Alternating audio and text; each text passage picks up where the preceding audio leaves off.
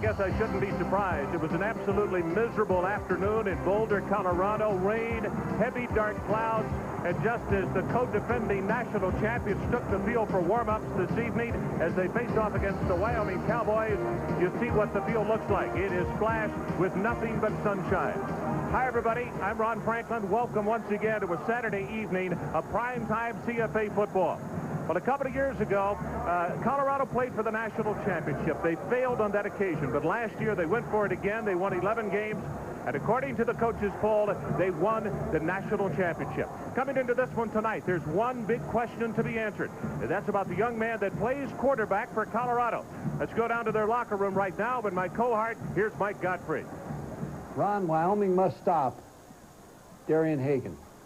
Darian Hagan can hurt you in so many ways. Let's look at some of the ways he can hurt you. First, the option. Here you see Darian Hagan at quarterback and the option being run. He'll fake the football to the fullback. The defensive end will close on the fullback. He'll bring the ball out to the linebacker and then run the option with the tailback. What Colorado would like to do is get Darian Hagan to keep the football and run it on the option. Now let's take a look at an option where Darian Hagan is successful in making yards. Next way Darian Hagan hurts you is when he sets up the pass in a drop-back action and he looks for his receivers. He doesn't see anybody open. The rush converges on him. He has the ability to take off quicker than anyone I've ever seen as a quarterback and dart up the football field and find running room. Another way he can hurt you is throwing the football. In a few minutes out in the field, you'll see this type of action, play-action pass where he'll fake, get out on the corner. He'll have a lot of crossing routes. He's a very accurate passer. And finally, there's another way he can hurt you this year. Bill McCartney's going to let him return punts, which I think is a great idea. He'll be a dangerous threat back there. Back to you, Ron. Okay, Coach, and his offensive coordinator, Gary Barnett, says, if you can believe it, he thinks he's even quicker now than he was before. We'll find out. We'll be right back. A lot of women find my looks intimidating. Do you? My mother makes the best brisket. There I was in the Congo. Why is a good man so hard to find? Just a minute, okay? Why ask why? Try Bud Dry. It's dry brewed, not watered down. To drink light, yet satisfy completely. So while men aren't perfect, You finished that? at least refreshment is.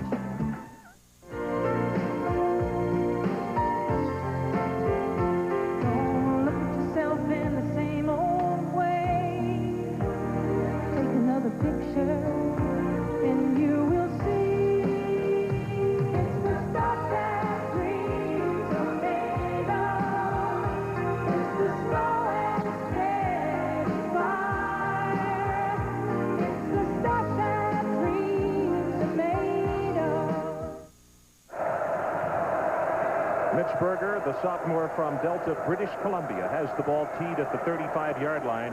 Amaker Harris, along with Marvin Williams, are back in a twin safety. And the headgears high over their head.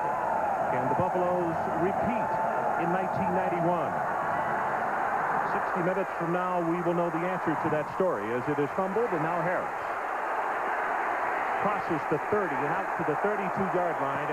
And let's take a look at the Energizer starting lineups. The quarterback, now over 5,000 career yards, Tom Carranzas. He does an excellent job. And driver behind him, excellently named, and you'll see why. The wide receivers, the little guy that Colorado doesn't want to see matched up man on man, Rivers can fly. Look for him to get the big ball tonight. And up front, Eric Warden, he is the most experienced of the offensive linemen for the Cowboys of Wyoming.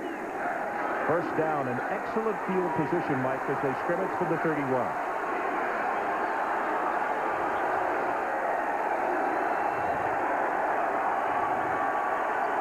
As you could see, no backs behind Carranzos, flips it over the middle, and that's the man we're talking about, Rivers. On the completed end, and the ball comes loose, but it will be an incomplete pass at the 40-yard line. Now let's take a look at the Buffaloes defensively.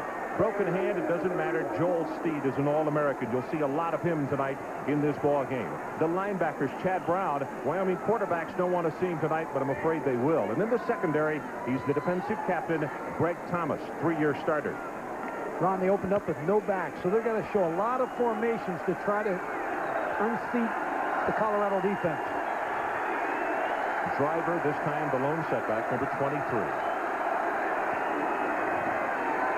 Carranzo's heavy backside pressure. Now he's going to run it. Chad Brown in pursuit. He will push him out of bounds at the 35-yard line. Going to be a gain of about 3 on the play, and it was Marcellus Elder, a junior out of Long Beach, who was applying pressure from the inside for the Buffaloes. They went to a counter pass. Here's Joe Tiller. He knows that he has to do some things tonight to try to stay in this ball game early. He has to have some good things happen for his offense. They moved to quarterback Tom Carranzos around. The pressure came from Chad Brown on the backside, number 34. Bill McCartney said, for all you guys who want to think this is a mismatch tonight as far as the odds makers, he said these kids grew up fighting one another.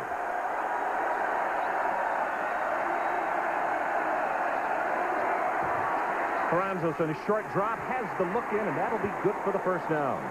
Dennis Ross. Chris Hudson making the tackle. Wyoming's playing on emotion. And again, a lot of formations to try to get Colorado so that they have some mismatches. Some crossing routes early. Now the draw, screens are some things I expect to see from Wyoming to try to slow down the rush of the front four. Well, the point I was going to make a moment ago is that Bill McCartney said these kids fought against each other in high school. They grew up in the same area. They are not in awe of us, believe me, just because we were the co-national champions. Carranzo, straight give. Driver takes it ahead. And the senior out of Mattinson, Illinois, will take it across the 45. It'll be a gain of about 3. And All-American Joel Steed has grabbed him. I talked to Mike Hankwitz, the defensive coordinator of Colorado, and he needs his defense to shut off the run and to force Tom Carranzos into a passing game so that they can pressure him. He doesn't have a lot of mobility back there, so the pressure should come from the front four. Driver again, the single setback. It is a second down, and the Cowboys need the Colorado 47.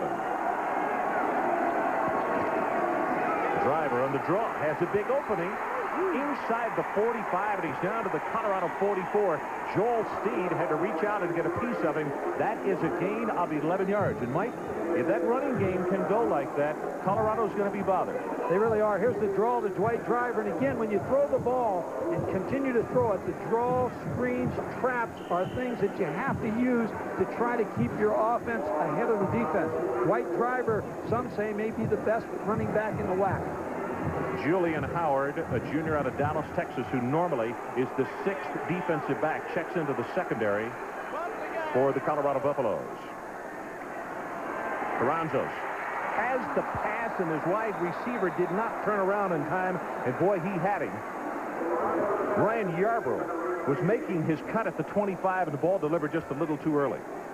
You see Ryan Yarbrough come off. They've got a crossing route here, and he comes free. He's open, but Tom Carranzos threw the ball just a little bit too soon. Now, Wyoming went to the shotgun to try to help against the rush also. The one problem you have as a quarterback is your blind side, and that's where I expect Chad Brown to put most of the pressure from the quarterback's left side, number 34. Amaker Harris, number 21, comes in at tailback. That's him in motion to the short side.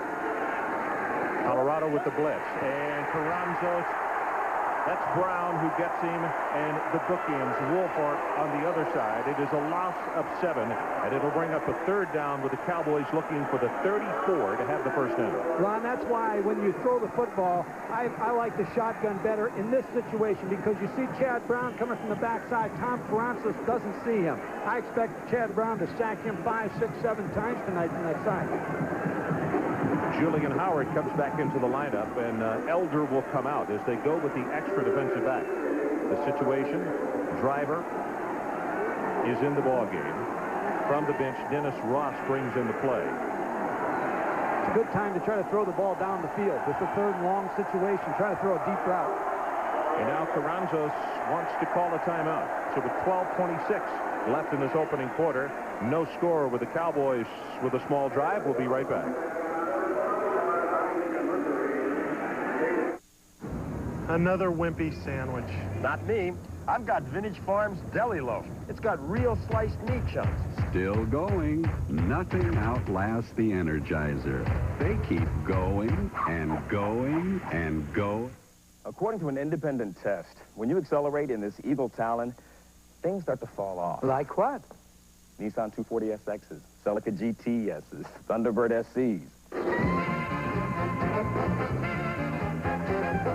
What impresses me about this Eagle Talon is its intercooled turbocharger, anti-lock brakes, and four-wheel independent suspension. Then you're obviously familiar with these parts. Yeah, I've lived here my whole life.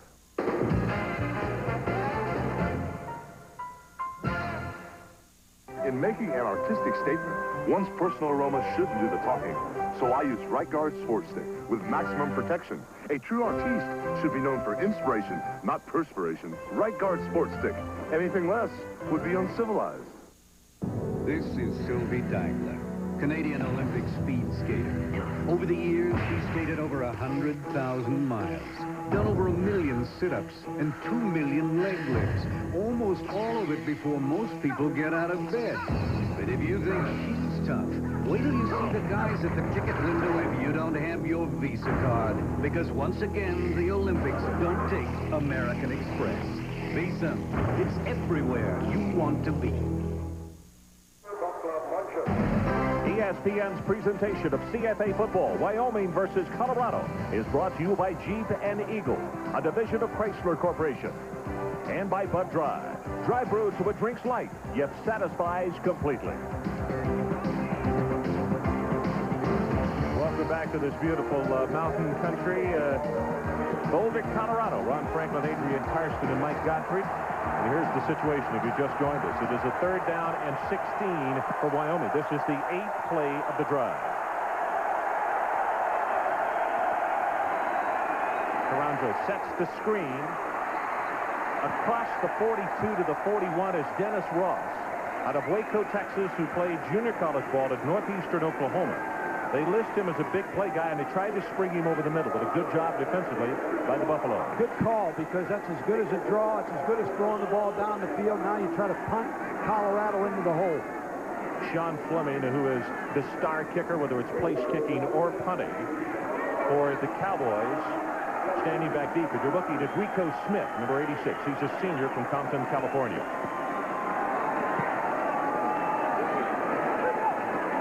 Smith runs away from it, takes a Wyoming bounce, and goes out of bounds inside the 10-yard line. So the Buffaloes will take over deep in their own territory. Darian Hagan, well, they've only lost 2 since he came in as a starting quarterback. Look for him to have number 87 in his sights tonight, the big tight end, Sean Brown. And up front, they are very young, except number 52. His coaches call him another coach on the field, Jay Lewinberg, an All-American candidate. Ron, Wyoming has to move around in their defensive front to have any chance to stop Colorado on offense. Paul along with Hill. Paul gets the handoff, his first carry, and he will take it to the 10. And that's Corey Talich who makes the stop. And let's take a look at that Wyoming defense. Talich, one of the guys we're going to highlight. Rigby is the veteran. He is the consistent performer. Look for number 77 tonight. And Talich, who just made the tackle, if you can believe it, the middle linebacker. He only weighs 195 pounds. Paul Wallace, big hitter at right corner. He's part of the glue in that Wyoming secondary. Brown and Faria, 2 tight end alignment for the Buffaloes. Oh, chilled at the line of scrimmage is James Hill. And I'll tell you what, Mike Gage came through first to make the hit. And the Cowboys are extremely fired up right now. Again, as I said earlier, you'll see a lot of movement in the defensive front. Joe Tiller, who you see right here, knows that he doesn't have the size. You're talking about Corey Talich, 6'2" and 190 at the middle linebacker. They have to protect him. Here's where Colorado becomes dangerous, when they run the option. You go with that, what the coaches call a loaded formation. Charles Johnson is split wide to the right. That was Henry in motion. And they go with the draw play.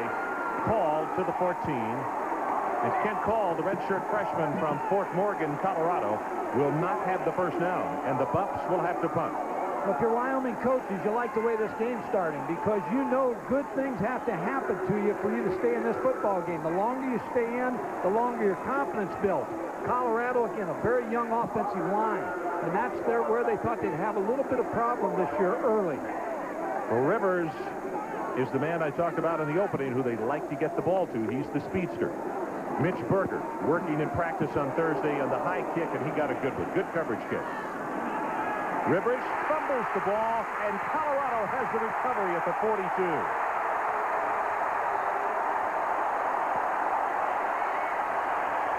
Matthew Bacall, and Senna was there as well. Tony Senna is going to be given credit for it. Ron, I was just saying, you don't want bad things to happen early when you're a heavy underdog, and on the road in the home crowd is playing a factor in it. So that has to really affect Joe Tiller. I'm not so sure he's not complaining a little bit down there about the defensive player being a little too close. Here's another look. Ball just went right through his hands. Good coverage by Colorado. Tony Senna on recovery. So Senna gets the ball. It is at the Wyoming 41-yard line after the defense had stopped them cold. Hagan on the option. Tries to turn the corner. He'll have a couple.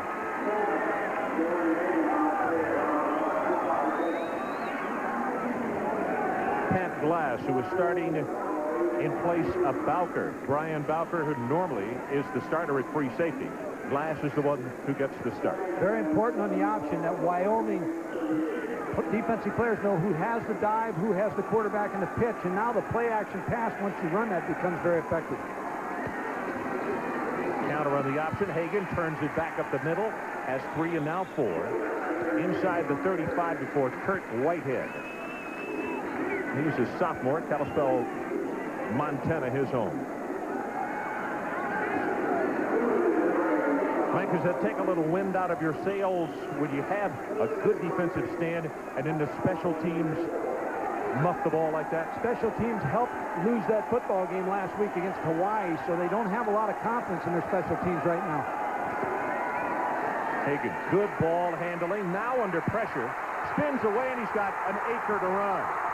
At the 15, at the 5, it is knocked out of bounds.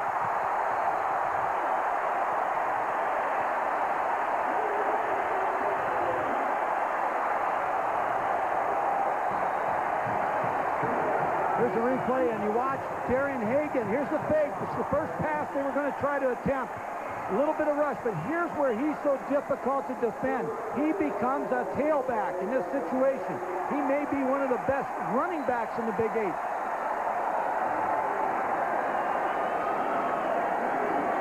Well, that's where he killed you, because Whitehead had a shot at knocking him down for a loss. He turns it into a 28-yard gain already. 3 carries for 35 yards for Hagan.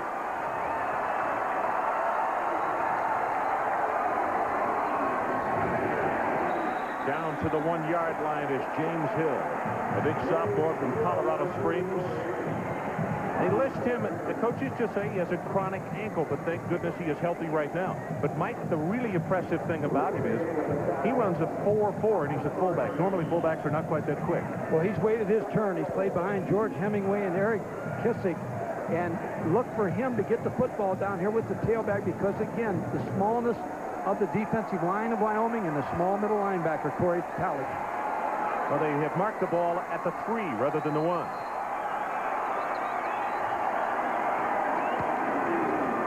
Hagan on the keep. Touchdown.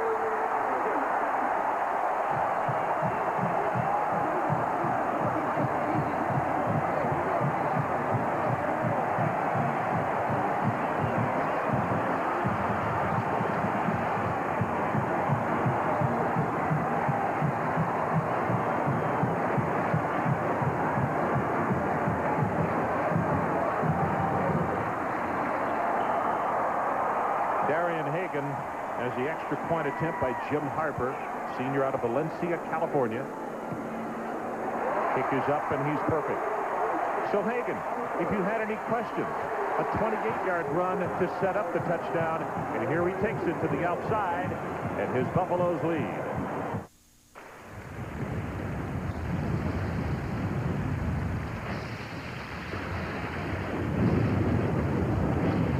The whole idea for the design behind Jeep Cherokee is to get you wherever you're going, safe and sound. Or if you prefer, safe and no sound.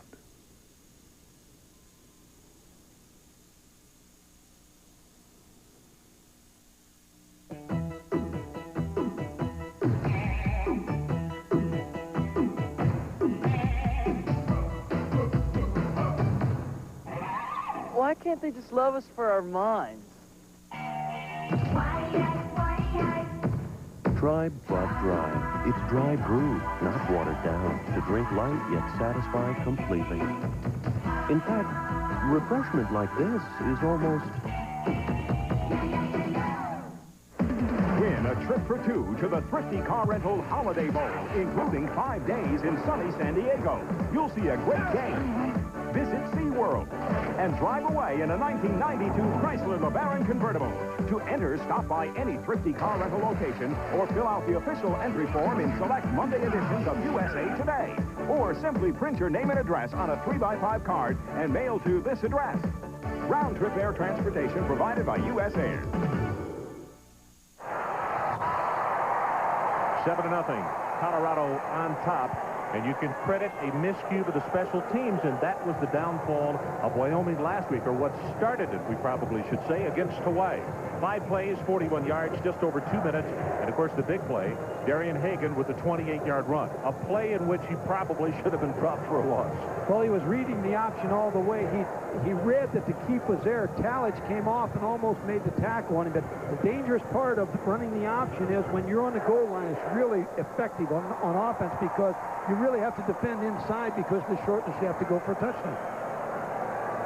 Mitch Berger is going to kick off. By the way, Hagan, of the 41 yards covered on the drive, he had 31 of them. The reason Barnett, his offensive coordinator, said that he thinks that he is quicker, he said his knee is actually still very tight because the operation, the part that was injured was a stripping that came across the top of the knee. The 2 wide receivers, or the 2 deep backs actually, Harris and Marvin Williams, who you got to look at just a moment ago. Boy, he kicked this one to downtown Boulder. 5 yards out of the back of the end zone. And let's go downstairs to Adrian Carson. Ron, thank you very much. Obviously, as you say, 31 out of the 41-yard drive. Darian Hagan's left off, or picked up rather, right where he left off last year. You're wondering why he didn't return or wasn't back for the first punt return. Coaching decision. No problem with the knee. I'm told training staff, Darian Hagan is ready to go. All right, Adrian. You know, part of that explanation, Bill said, I gave in to him and allowed him his wish, and that was to return punts. But if we're in a no-return situation, then I'm going to have somebody else back there.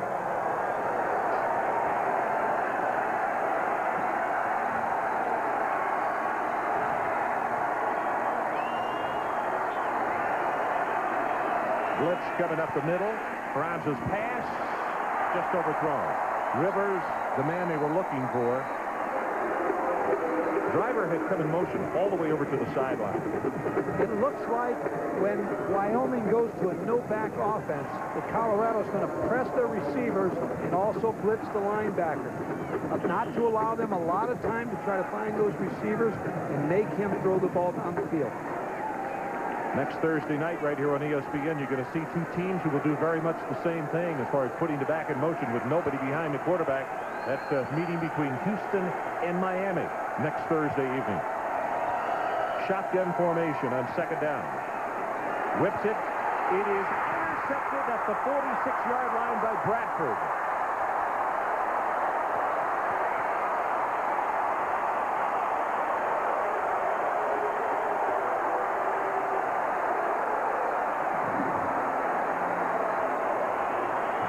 There you see Tom Carranzo throwing the ball up the field. Just a great interception by Ronnie Bradford. He came right in front of the receiver, picked the ball off. But, Ron, let me tell you something.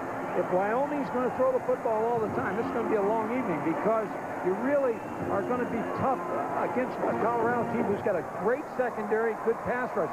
Somehow they've got to get something going on the ground. They've got to get a little bit of running game going. To show you the concentration by Bradford, his teammate Greg Thomas almost knocked the ball away from him, had a hand in his face. Hagan will keep it. Last-minute pitch. Paul, and he will take it to the 42. That's Paul Watts, a junior from Omaha. He's considered the best cover guy in the secondary for Wyoming. Darian Hagan runs the option so well and is so much a threat. And if you're the strong safety and the free safety, 2 defensive backs for Wyoming, you better start being involved in the run game. But watch, eventually they're going to throw a deep play-action pass and complete it for a big play. Charles Johnson has come in the ballgame at wide receiver, just out of your picture to the bottom of the screen. And that's who they're going to, and he's open. Johnson just over his outstretched hands at the 10-yard line. Johnson, only a sophomore from San Bernardino, very, very steady. And in fact, the coaches say there's not much drop-off when Rico Smith comes into or goes out of the ball game, and you bring in Charles Johnson. Well, they have so much speed. Just as I said, the play-action pass is such a threat. Even if you don't complete it, Ron, the strong safety and free safety know now, I can't get up there on that pitch man as quickly as I have been. So you settle them down a little bit. So now you come back with the option with the fullback. Third down for the Buffaloes. They need the 36. Hagan with a screen over the middle to call, and he is not going to have the first down. Excellent play by Corey Talich, that middle linebacker. Pine Bluffs, Wyoming, his home. Only a sophomore. Let's see what Bill McCartney elects to go with here, because it's a fourth down, and they need about two, almost 2.5. And Berger will come in to punt it. These fans know when you have Darian Hagan, they figure you can pick up 2 yards anytime you want. But this is a good decision. Pin him down inside the 20. His first punt was 46 yards. That's a good sign for the Wyoming defense. After a turnover, to be able to hold Colorado.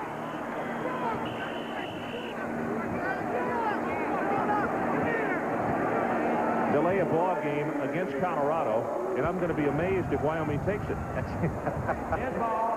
Delay of game on the offense. 5 yards. Repeat, fourth down. I'd make him kick it right back there again, Mike, so he puts it in the end zone. We'll see where the ball ends up now, because that 5 yards may make a difference. Now let's see what happens on it. I'm like you. Turn it down, make him kick it.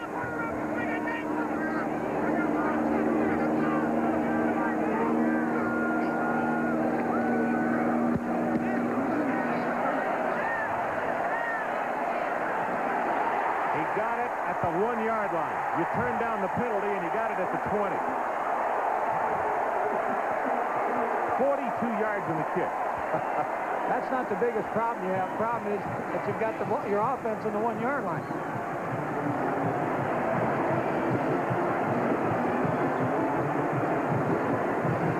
Well, the top college football record since 1989. Colorado's #1. Miami, that doesn't surprise me. Most people might not realize Houston is up there, or Fresno State for that matter.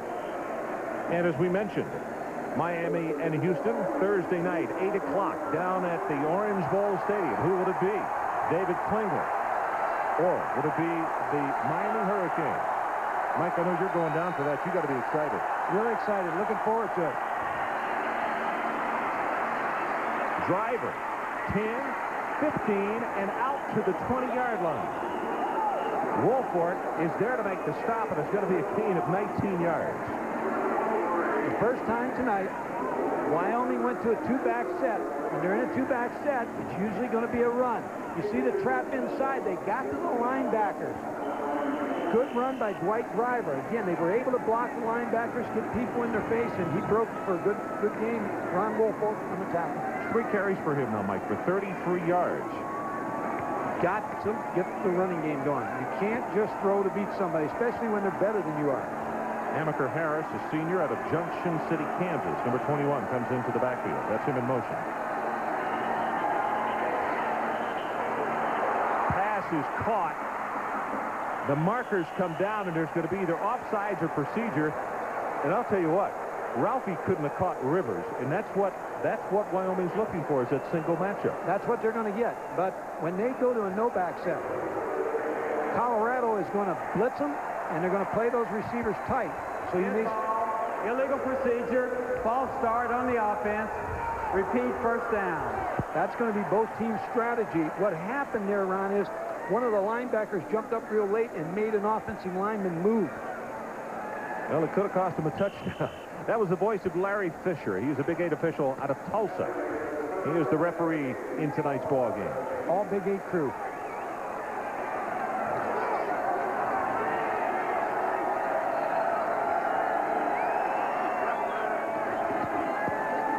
Amaker Harris on the sweep.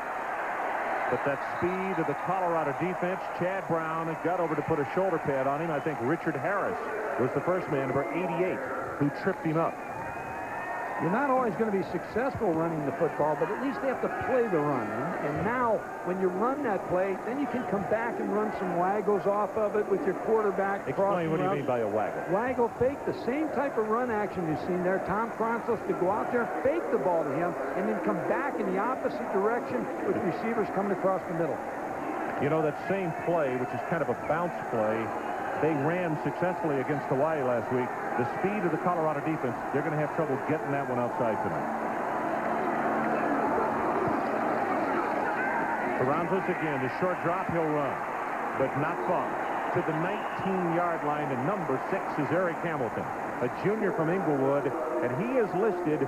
The coaches said, if you want a description on him, just put he's our hitter, and put it a capital H, and you could see that right there. I like what Wyoming did right there. They moved one of their wide receivers in motion. What that allows them to do, it gets away from the defensive man that's right on top of him, and you may look for them to be able to get somebody over the middle or over the ball open because of that move.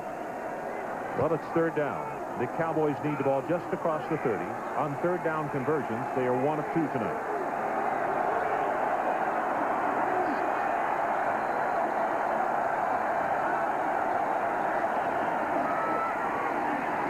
Carranzos, in and out of the hands.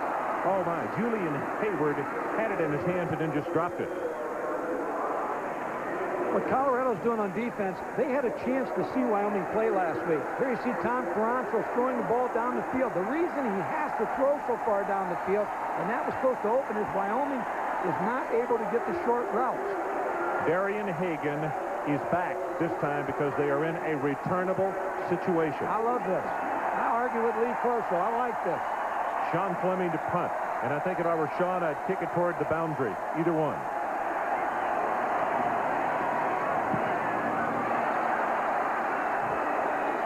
Well, he did, but I don't think he wanted it quite that short. That is not going to make midfield. So Colorado will take it over 3 times in a row with excellent field position.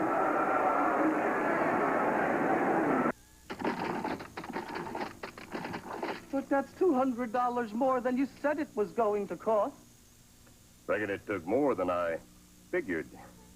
At Mr. Transmission, we tell you exactly what your repairs will cost before we service your transmission. There's no surprises, only trained specialists to give you personal attention. We're the Mr. and Mr. Transmission. Our name says it all.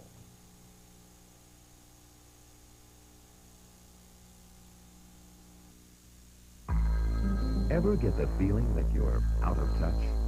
If you open or add to one of several accounts at South Trust Bank, you could get a Cellular One cellular phone, so you can keep in touch wherever you are. Well, have they finished framing out the house yet? And whenever you need to. Dad, remember that tire we were going to check? Get all the details at South Trust Bank. It's a limited time offer worth talking about. So get in touch. If it happens in baseball, you'll see it on ESPN. Here he goes. He leaps. He makes the catch. See Tuesday night doubleheaders, Wednesday night excitement, Friday night twin bills, and exclusive Sunday night action. Milwaukee's Paul Molitor is setting his sights on a batting title for the Brew Crew. Dave Winfield powers the Angels attack. 2 veteran stars lead the way when the Brewers face the Angels live on ESPN Sunday Night Baseball. I wouldn't have volunteered this to Darian. He came to me with the idea, but to me, that's what college football is. College football is, you don't worry about all of those other things, and you give a guy a chance to do the things he's capable of doing. If he's not scared to do it, then why should I be scared? Well, there's some people who might disagree. I asked you the question during the timeout. Do you think he might have jumped into the head of Fleming and caused that bad kick? I don't think there's any doubt. Plus, he jumped into the minds of all these fans, and they really liked it and got excited also. Bell and Hill, the 2 running backs, and it is Hill who comes at the left side, takes it inside the 35-yard line and down to the 34. Now, he is coming off the block of a young fellow by the name of Clint Moore, number 66. Clint is a true freshman, and in fact, the first guy since Eric Bieniemy to play in his initial game as a freshman at this school. I think it says something about what kind of a background he has. I think it's very difficult for a freshman to start in the offensive line. Of all the positions on the football field, that would be the toughest position to start, so you know he's a pretty good prospect. Second down, keep an eye on Sean Brown. The big tight end has caught nothing so far. They go with a straight-ahead running play, and James Hill will take it in the vicinity of the 29, which will be short. Wyoming is running a tilt defense, which means the nose guard is tilted toward the center. This was something that the Pittsburgh Steelers in their great days of the steel curtain invented and brought into to try to stop a young man that played for the Houston Oilers, Earl Campbell. Joe Green used to run that tilt. 43, Scott Phillips is a sophomore from Monument, Colorado, comes in at fullback. As Hill takes it straight ahead, they'll have the first down +3. Tom Kramer is there to make the stop for Wyoming. And I'll tell you, field position has been wonderful if you're a Colorado Buffalo fan, because 3 of the last 4 times that they've had the ball, Mike, with the fumble by the special teams, the interception, and this bad punt, 3 of the last 4 times they've had it across the 50-yard line. What's going to be important for Colorado is to push it in here and take advantage of this field position. Ball is pitched at the last minute. Oh, what a defensive play as Pat Glass comes up, and Bell got the football and Glass at the same time. Watch the free safety, number 3. You see him start out. He has the pitch all the way. He goes out and makes the tackle on number 31, Matt Bell. On an option play, somebody's assigned to the dive, somebody's assigned to the quarterback, and somebody's assigned to the pitch. Now, when you see a long option break, it's because somebody either got blocked or missed their responsibility. 7-0 if you just joined us. Colorado on top. Just under a minute and a half. With the pass, has him open, incomplete. And there's the tight end we were talking about, Sean Brown, a senior out of Granada Hills, California. I'll be sure and join Chris Berman, Tom Jackson, and Joe Theismann for the most comprehensive NFL preview show on television.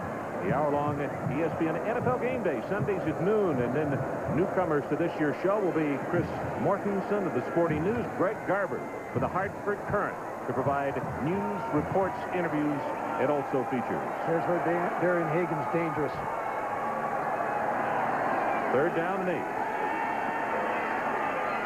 Ball is tipped and incomplete. Chad Cajon, number 95, one of the outside linebackers, got a hand up. Darian Hagan challenges the corner. There's nothing really there. He'd been better off just tuck it and take off and run. So a field goal attempt, and this is Jim Harper.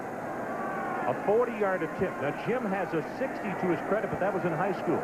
But he said that was at sea level. He said, I don't think there's any difference in the air up here. In fact, I'm not sure I can kick a 60 at this elevation. Has plenty of distance, and he's got it. You can't kick in this weather. You can't kick anywhere. It's an outstanding kick there by Jim Harper. Well, I had a talk with him on Thursday as the kickers were out early, and asked him if it was an advantage to kick here or like at Provo, and he said, I really don't think so. And that's what he told me the story of.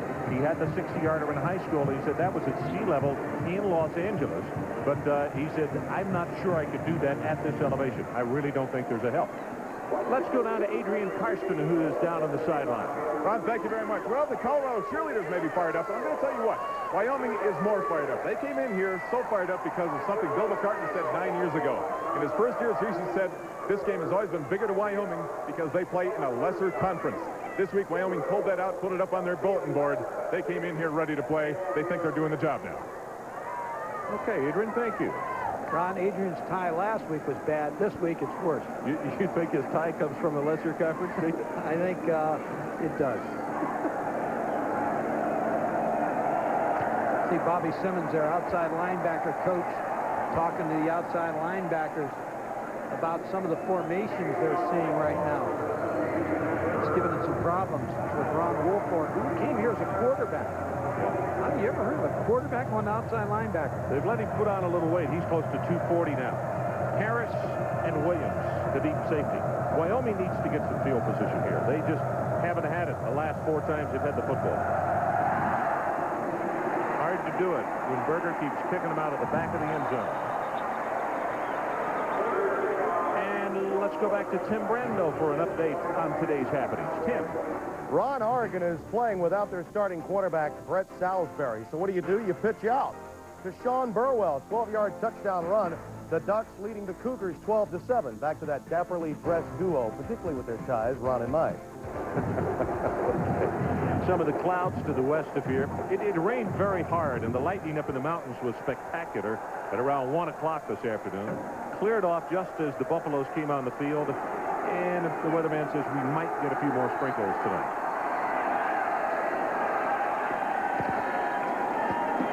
Driver gets the handoff, has a couple of yards.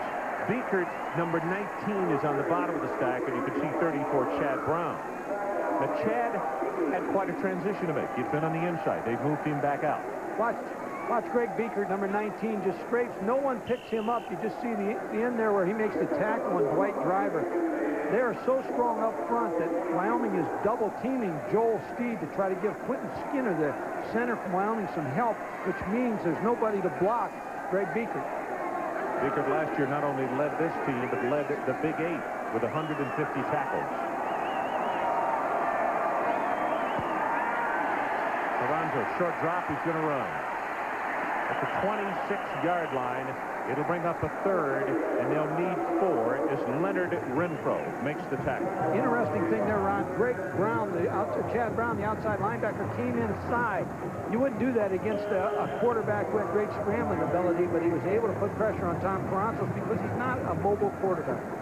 Clock runs down to 1, and that is the end of the first quarter. So let's take a timeout here in Boulder. The defending co-national champions 10, Wyoming nothing.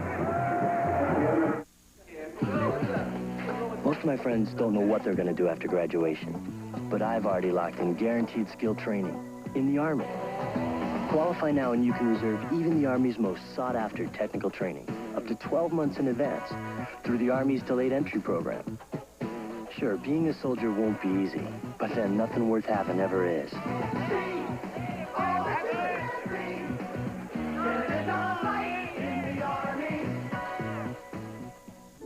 Oil.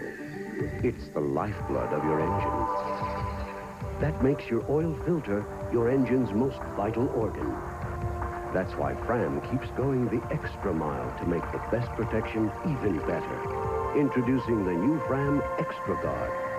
New glass fiber paper stops more dirt than any other filter for the best protection ever. The new Fram Extra Guard. American or import, it's an extra lease on life. How hot can it get inside your car's engine? 570 degrees under extreme conditions. Take a leading motor oil. Take Mobil 1. Of course, Mobil 1 costs more. But under extreme conditions, when you see what can happen to conventional motor oil, it doesn't pay to play with fire. Mobil 1, isn't your car worth the extra protection? Rick Mears and Mobil 1 finished in the winner's circle at the Indy 500. Mobil 1, the choice of champions.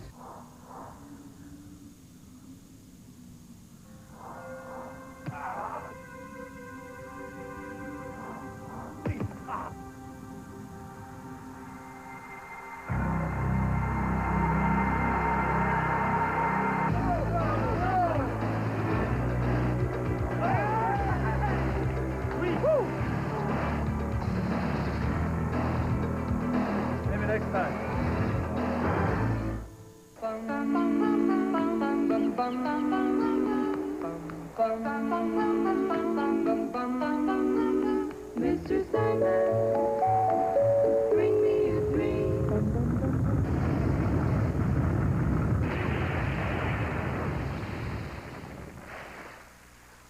Jeep Wrangler Renegade. It's not just a dream anymore.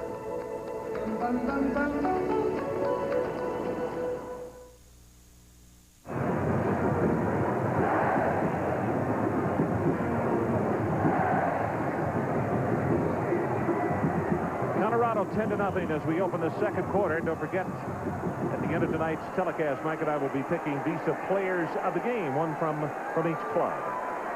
Visa Players of the Game coming up at the end of tonight's ball game.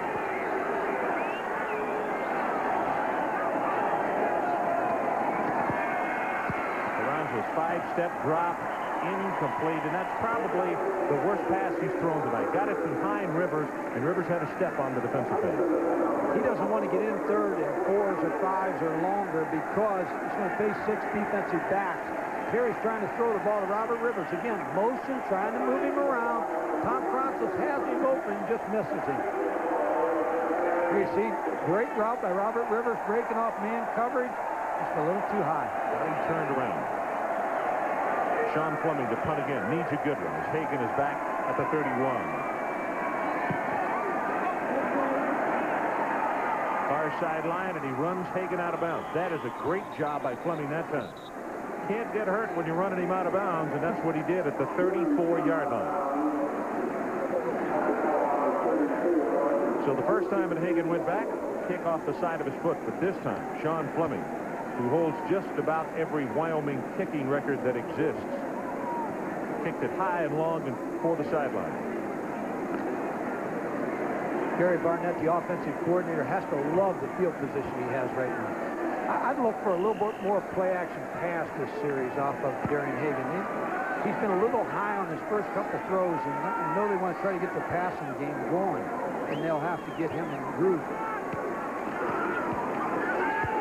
Hagan sets in the pocket, coming to the near sideline, well overthrown.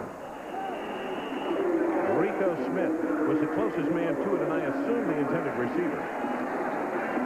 They lost Mike Pritchard, so they have to really feel like they have to come back in their passing game. The player I look for early, as we talked yesterday and watched the practice, is Sean Brown, the tight end. Keep your eye on him in the next 2 plays. Rico Smith going out of the ballgame. He has a calcium deposit at the top of his thigh, and they give him off on Thursdays and Fridays because had a little contusion on that, and they rest him. Doesn't seem to be bothered by it running in tonight's game. Movement at the line of scrimmage, and Hagan, finally the whistle blows. Flag down on the far sideline. Now what happened was the tight end came out of his stance. He can reset, but he didn't reset, and then contact was made by Wyoming. He moved forward, Ron, so he drew him offside. They're talking about it.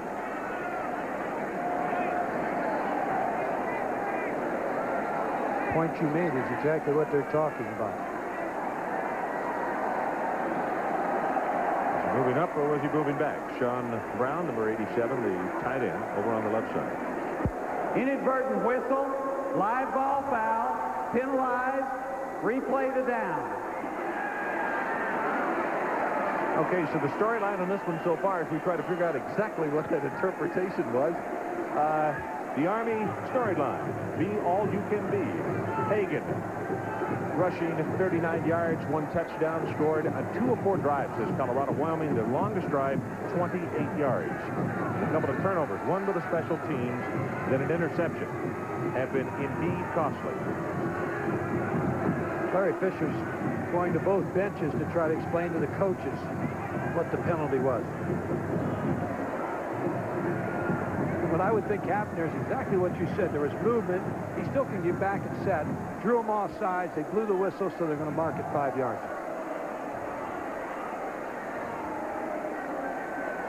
$10 to nothing our score with 14:39 left until halftime. A sold-out house, and it's the first time. This surprised me that the opening home game at Colorado, first time it's ever been sold out.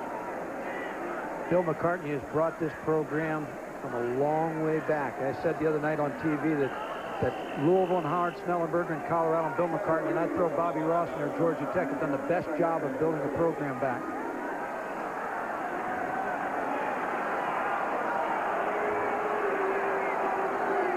Now the discussion continues.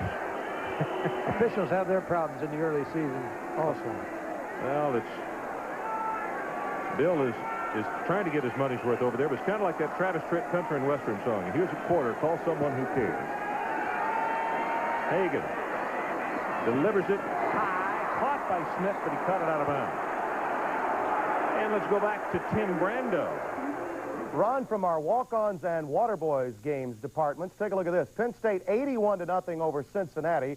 Joe Paterno running it up today, even with walk-ons and water boys. And Cal beating Pacific 86-24. Russell White, 132 yards rushing. He's a sleeper for the Heisman Trophy, Mike Gottfried. Those are basketball scores, Tim.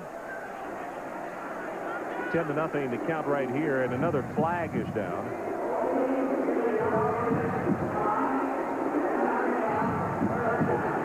So Wyoming declines the penalty. It will be a third down situation, and Wyoming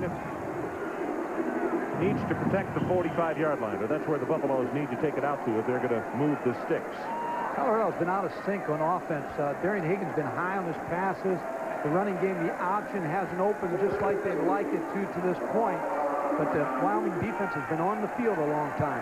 Really have. Hagan, by the way, 1 of 6 for 3 yards. Middle screen, and they've got it complete. That's Westbrook. Will have 5 yards and take it across the 35 to the 37, but Chad Cahoon, the junior out of Jetmore, Kansas, is there to make the stop. More and more coaches are not using the conventional screen. They're using either the H-back or the tight end type or the wide receiver to bringing it back toward the middle, aren't they? There's so many screens. You can hit one in the middle. You can hit them off to the side. The middle one's tough because you don't see the wide receiver coming in. And they clear out with backs and tight ends through the linebackers. Berger to punt, his longest 46. He has a couple for 44. Going to have to hurry on this one. Very high. Rivers falls for the fair catch. And he makes it at the 27. So let's take a break. 13:26 until halftime. Colorado by 10. Flying coach was a bit of a drag, but I'm here. Jane, I'd like you to meet Peter. Peter makes movies. Features. Hi. We were just talking about this movie that HBO made. It was so intense. Did you make that movie? No, I didn't. Oh, you didn't make that. I'm at home thinking they'll never show. And then they show. Were you talking about that HBO movie? Yeah, really gutsy, huh? I didn't even know they made movies. Did you make that? No, I didn't. Oh. Yeah, I read that movie caused a lot of controversy. But you probably stay away from stuff like that, huh? Too risky, huh? If it's a movie that's powerful, provocative, a movie that gets talked about, you can be sure that HBO will make it. It was edgy. Poignant. No, I didn't make it. Excuse me. I heard you make movies for HBO? Yes. Yes, I do.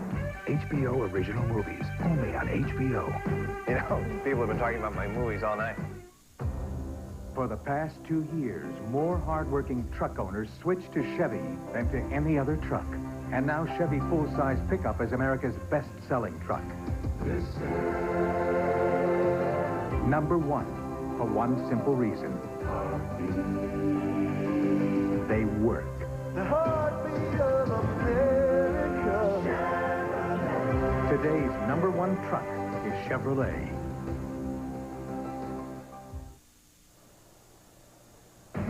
ESPN's presentation of CFA football, Wyoming versus Colorado, is being brought to you by Chevy Trucks. More people are winning with the heartbeat of America. And by McDonald's, getting more for your money. That's McDonald's today. Really a spectacular sight here in the Rockies, Boulder, Colorado. And a filled house tonight as the co-defending national champion, Colorado Buffaloes, at home for the first time since capturing them.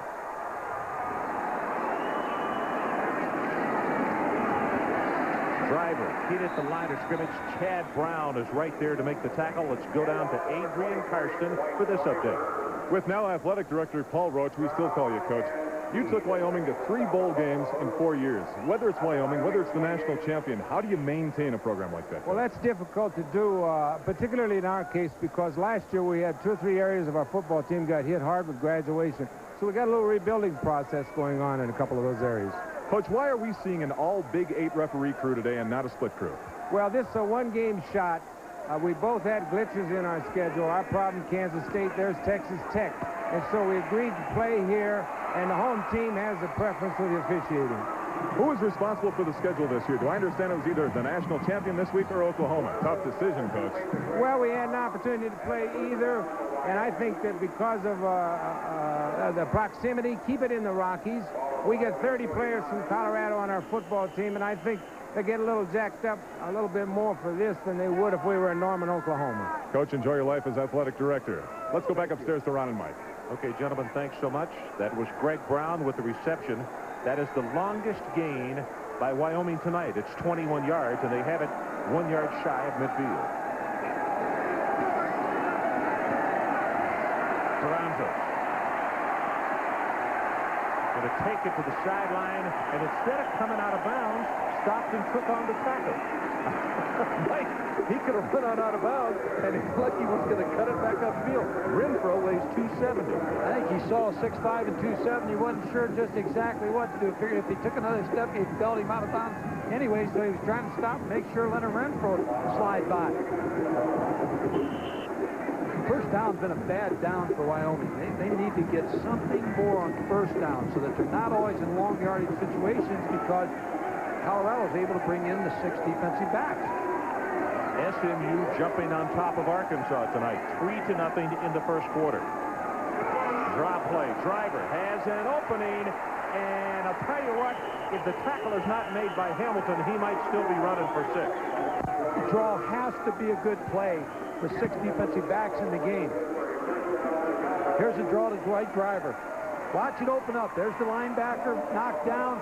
Now he has a chance if he gets the corner away from Eric Hamilton for a touchdown, because defensive backs are on man coverage. It's a big drive for the Wyoming offense.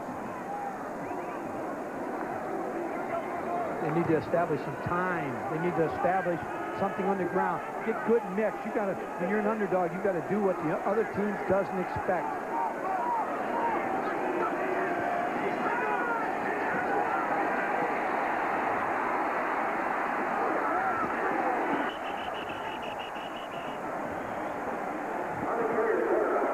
Again, now you're in a 2nd and long situation, Ron.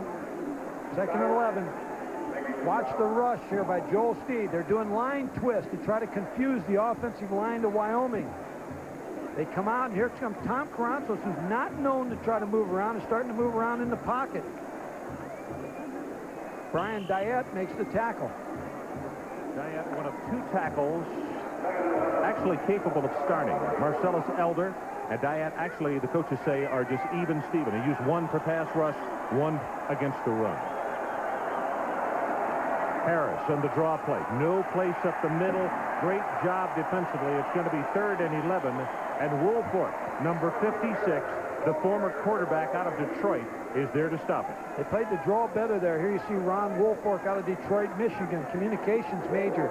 Again, came to see you as a quarterback, and when Darian Hagan got injured, he talked to the coaches about whether they wanted him back, and they said, no, you got to stay on defense, young man. You help us too much over there. Let you throw a few practice passes, but not in the ball game anymore. 10-0 our count. Colorado lead, and Wyoming driving. It is a 3rd down, and they need the 30-yard line.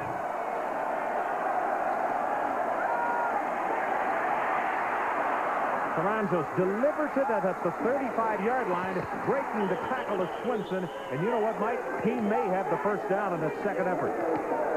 Great effort by Matt Swinson. Tom Carranzos under pressure. Watch the pressure come from the right side and the left side. Again, Chad Brown again almost making a play. Here comes Tom Carranzos. Out hits Matt Swinson. He's wrapped up in pretty good shape by Chris Hudson, number 47. Almost picks up a first down. Going to have a measurement. I'm impressed with Tom Carranzos so far. He's been under pressure, and he's made good decisions on the run. You know, Bill McCartney paid him as nice a tribute as you can pay yesterday in our meeting with him. He said, senior quarterbacks who have been around for at least a couple of years, I always had the utmost respect for. You see, they missed it by about 6 inches. And if you're Wyoming, you're down 10-0.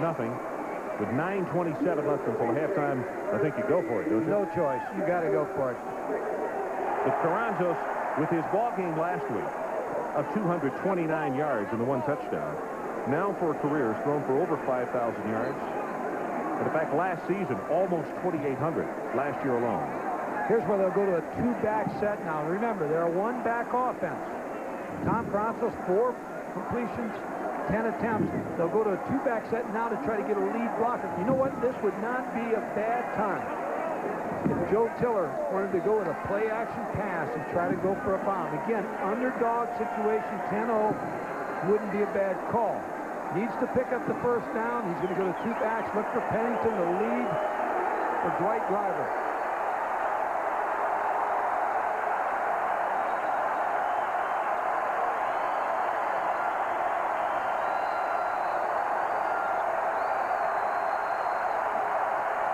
Quarterback sneak, he'll have it. Carranzo straight ahead, and the ball will be spotted at the 29-yard line. Beneath all of that is Marcellus Elder, the junior from Long Beach, number 97. He is credited with the stop there. The big fella gets up. Carranzo's one other thing we need to mention about him, Mike. Besides all his credentials as a quarterback and those numbers, 2 times he has been a WAC all-academic member. He's outstanding. He also played on the basketball team for Benny Dees and assistant Ray Jones up at Wyoming. And they said he was a good player. He's a good athlete. You saw him there with 6'3", 201. Be able to make the quarterback sneak and pick up the first down. See the clock showing 9:15 left until halftime. Driver hit by Elder again. And I'll tell you, Marcellus Elder, Van Roekel, Quentin Skinner, or Warden, none of the 3 have been able to handle him so far, regardless of where he lines up. Remember one thing, you've got Joe Walgren, who's 6'4", 260, and you got Eric Warden, who's 6'3", 263, but they're moving people in and out on the defensive line. Marcellus Elder, 6'5", 285. He's fresh because Brian Diet was just in at 6'6", 250. So the Colorado defense has a lot of depth in that defensive line, and you win with defensive linemen. Steed has just gone out, as Colorado will come in with still another defensive back. They're 6. Carranzo has him open. Incomplete, and actually that's not the man I was talking about, because over the middle, Dennis Ross had broken free at the 10-yard line. It was a good play call because he ran it off the draw. They had some success with the draw, and I watched Dennis Ross. That inside coverage by Julian Hayward, he's covered him about as well as you can cover a player. He's there for an interception. Outstanding coverage. It was Yarbrough, number 16, who had come clear at the 10. But a good job by the secondary of the Buffalo. Julian Hayward's playing a lot in the nickel and dime situations this evening.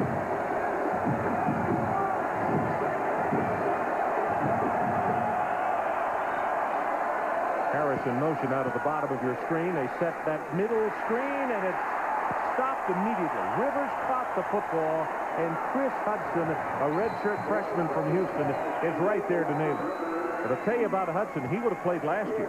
He was that good, but they were so deep in the secondary they didn't need him.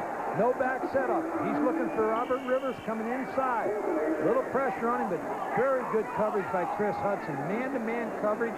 He was a step behind him and made the play. This is going to be a 46-yard attempt by Fleming. He had a 45 against Hawaii. The longest in his lifetime is 68. Ball is long enough, and he got it. That 68 came when he kicked in high school up in British Columbia, and this one is good for 46 yards.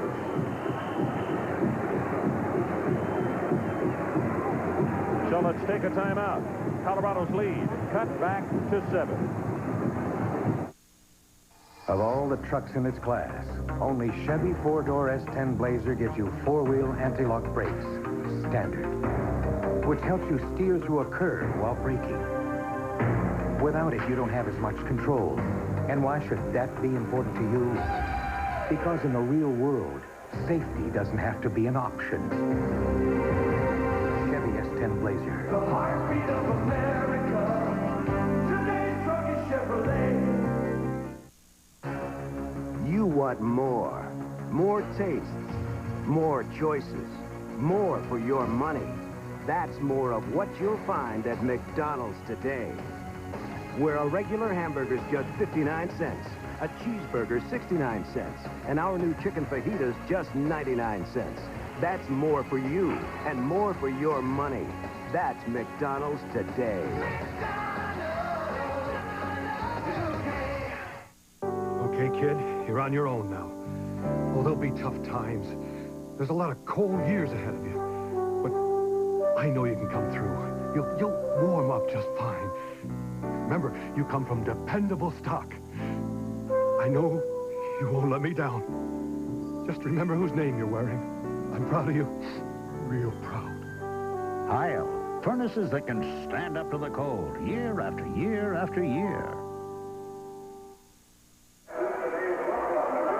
10-3, our score was 7:39 left until a halftime in the scoring drive. 12th place, 45 yards, and Fleming with the 46-yarder.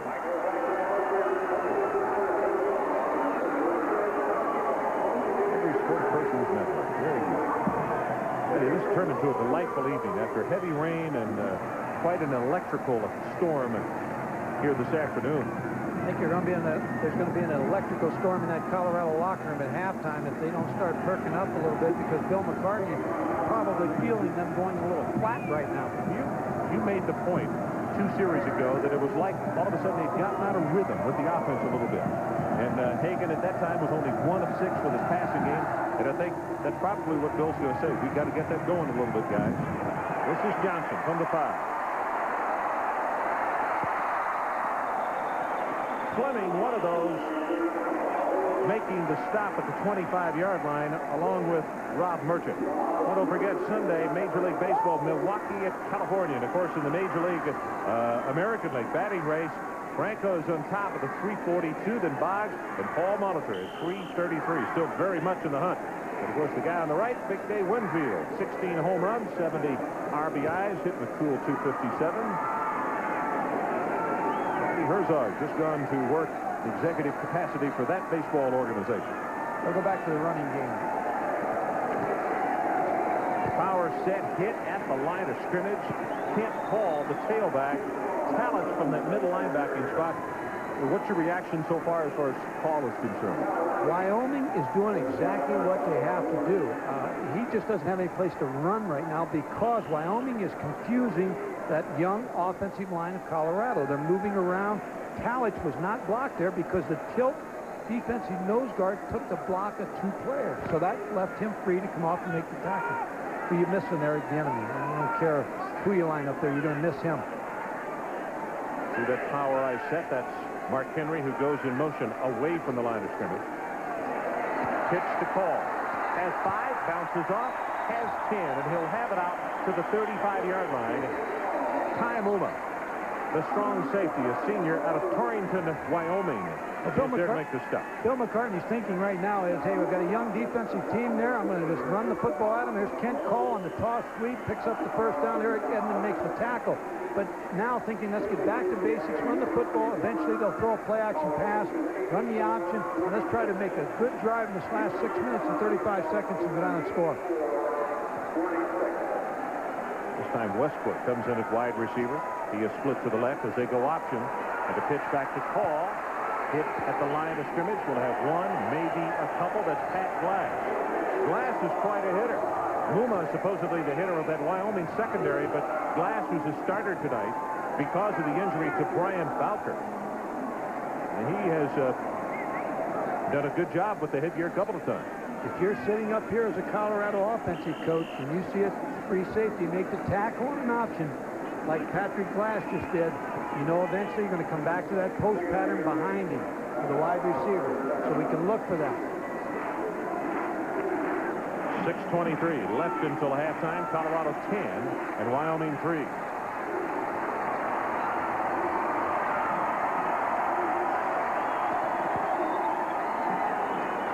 Hagan on the option. Pitches, Paul fumbles, picked off of the air by Wyoming at the 35-yard line, and it's Pat Glass. Boy, he did an outstanding job again. Darren Hagan was a little high on the pitch. First of all, they brought the tight end in the backfield to give a different look to the Wyoming defense. Here's how you play the option. String it out. Now Patrick Glass, there the ball fumbled. Just picked it right off the ground. They are extremely fortunate that Glass was falling down because the running back, Paul, had his back turned and he could have advanced that right on into the end zone. So the first turnover by the Colorado Buffaloes tonight. The longer they stay in this game, the better shot they have, of course, but the better shot they get of regaining confidence. They had a tough loss to Hawaii in the opener. Nobody gave them a shot in this ball game. All 30 players from Colorado. It means a lot to them right at this particular point. They need to do something now offensively. 30 players on the Wyoming roster from the state of Colorado is what Mike is referring to. Carranzo's going to have to hurry. Tripped up at the line of scrimmage, and I'll tell you, Joel Steed saved a bunch, and now here comes the flag in late at the line of scrimmage. Usually when you have them running around that long, somebody's holding.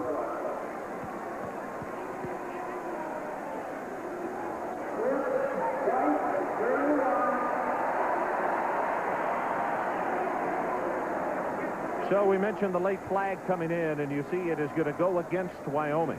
This is the best field position that they have started to drive from all night long. Tom Carranzos was scrambling, and a clip came on the backside. Well, coming up at the halftime report, scores and highlights. Tim Brando and Lee Corso. How about them dogs in Starkville? Mississippi State jumps up and bites Texas today.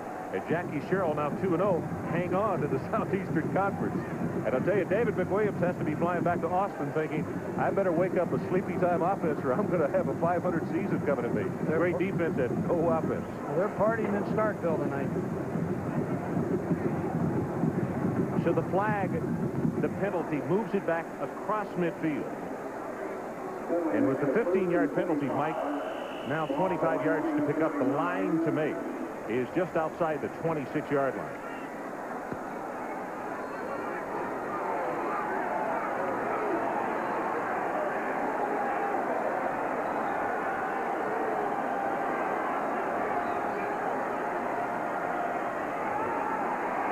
Carranzos again running for his life, gets it away complete to the 45-yard line by Ryan Yarbrough. And Chad Brown just got up and patted Carranzos on the shoulder and probably said, I don't know how you got the pass away. Thought we had you. Watch Chad Brown come from your left. Here's Tom Carranzos under pressure again. He's doing a pretty good job of getting away and getting the pass off. He's not a mobile quarterback, but yet he's making the few step moves that he has to avoid the rush, avoid one or two players, and then throw the football. Total yards in the ball game. We told you Colorado had been having excellent field position. That tells the story right there. They are under 100 yards for the first half, but they lead it 10-3. And now Carranzos wants to talk it over with his coaches. 5:02 left until halftime. 10-3, the Buffaloes.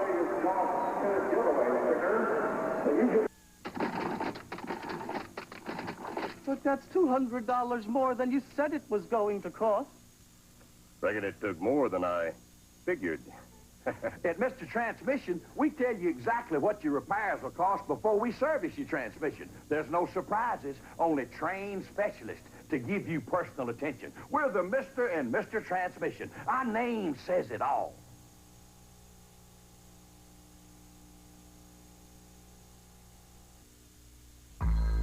Ever get the feeling that you're out of touch? If you open or add to one of several accounts at South Trust Bank, you could get a Cellular One cellular phone, so you can keep in touch wherever you are. Well, have they finished framing out the house yet? And whenever you need to.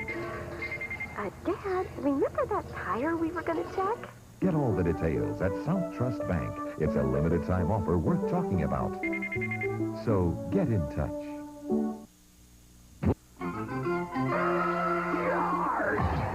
The big game is here. College football on ESPN. It's bad. They're big. They're fat. They're the beast of the East. They're the Miami Hurricanes, and they have one bite to torment David Klingler and the Houston Cougars. Thursday night, live. It's a jungle out there. College football on ESPN.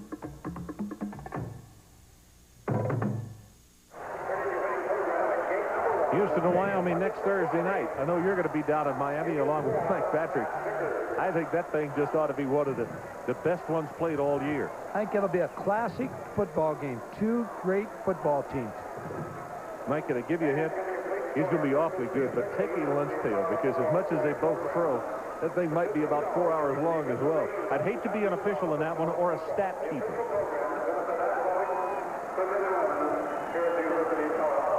Driver as the lone setback. Situation, second down and 20. 5:02 left until halftime.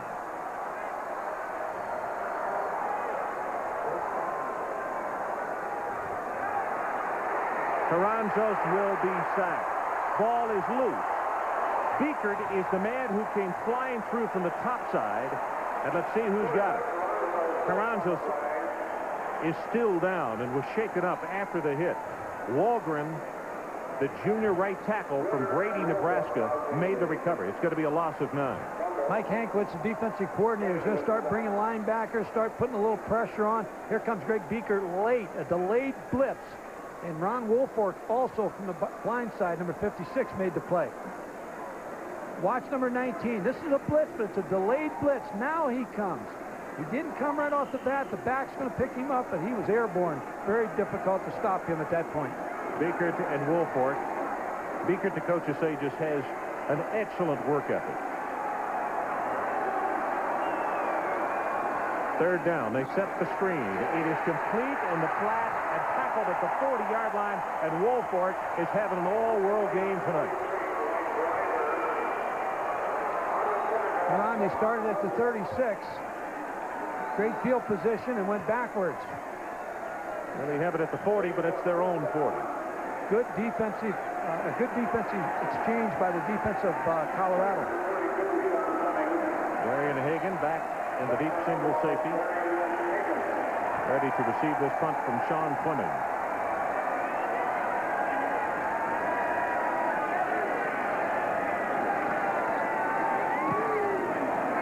Good high spiral.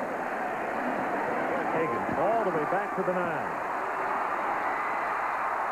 Marker comes down, and we're going to have a clipping called against Colorado back at the 17-yard line. That's a 50-yard kick and a 16-yard return.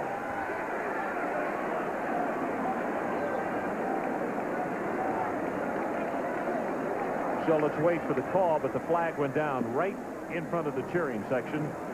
And the Colorado player got up and slapped his headgear. Couldn't get his number, but Clip on the black during the return. 15 yards, only half the distance to the goal. So there's a timeout on the field. 3:13 left until the halftime. Buffaloes will scrimmage deep. I hope you're enjoying your evening.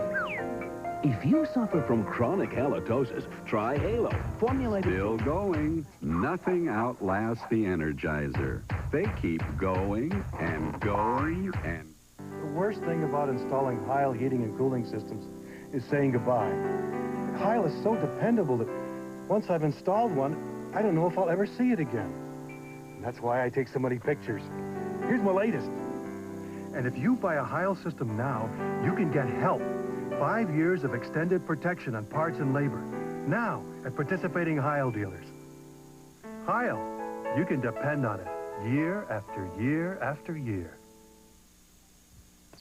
24-hour stakeout. I hear him coming. Your equipment better work, and in close quarters, your deodorant better work overtime. That's why Sure made new Pro Stick for men to protect for over 24 hours. In close quarters, we didn't want Pro Stick to come on strong then fade early. New Pro Stick has a long-lasting ingredient so our scents don't come on too strong but protect for over 24 hours. Got it. Let's call it a night. You mean a day? Try new Sure Pro Stick for men. The Pro works overtime every time.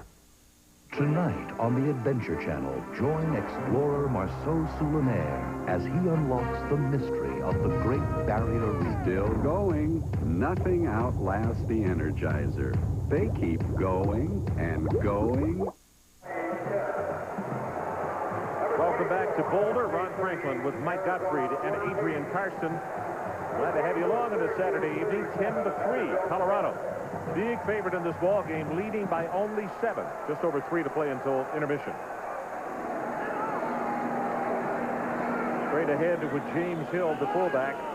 Goes for maybe one and Tim Brando. What's going on now? You know, Mike Gottfried made a statement about coaches. One that never gets enough credit is Rich Brooks of Oregon. Watch now as Drew Bledsoe of Washington State. Throws over the middle. It is intercepted by Eric Castle and returned to the 4. Leads to a touchdown and a 2-point conversion. It's 20-7. Oregon off and running right there. Injuries or no.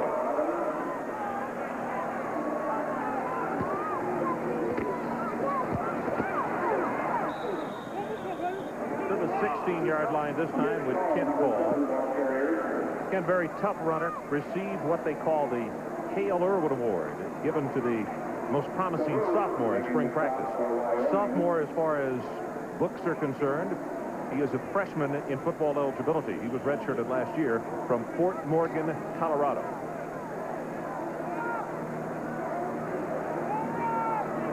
.6'1", 200 pounds. And anytime you take over a position that was occupied by the enemy, it's tough. Going to go downtown and almost intercepted. Rico Smith, the intended receiver, and Paul Wallace just was trying to make a really tough over-the-shoulder catch. After the play fake, Darian Hagan's going to throw the bomb, but Rico Smith got too far inside. Watch the throw here. The throw's outside. Rico Smith got inside. Good defense by Paul Wallace, but that was caused by Rico Smith going too far inside, Ron. The numbers on Hagan throwing, 2 of 8 for 12 yards in the ballgame. This is Mitch Berger. Pressure coming on him. Rivers from the 32.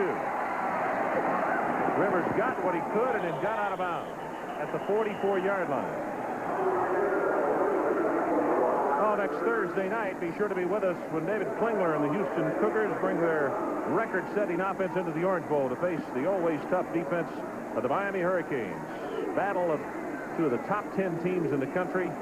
Mike Patrick and Mike Gottfried will be there with all the action Thursday nights. That is 7:30 Eastern Time for the Orange Bowl. 2 great coaches.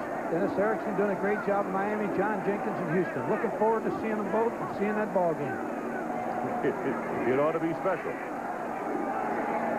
Wyoming's got 1:47 left. Toronto 6 of 13, 1 interception. Zings it, and it's intercepted. No, dropped by Beekert. Beekert was there, dropped right back into coverage. Greg Beekert on zone coverage is going right back away from the football in the hook zone. Watch him drop here. He's reading zone now. He just goes back and he sits down now. He's playing receivers, playing the whole field. He was surprised that the ball was thrown right to him. Almost brought it in for an interception. They'll kid him about that in the films tomorrow if they win. We see the big neck brace and everything. And sometimes those linebackers have a little trouble getting their arms extended really high in the air, don't they? They do, but they have those drills are run by the linebacker coaches every day. Clock stops with 1:41 left until halftime. Middle screen. Great call by Wyoming. Breaking 1 tackle is Jones, and he'll take it to the 45, and that is enough for the first down. Story on Mike Jones. He is a converted wide receiver. They just made the change 2 weeks ago. Well, he was wide open. They caught him in a stunt. They caught him in line twist and a stunt. They also were faking that they were going to set up either the quick screen to the outside.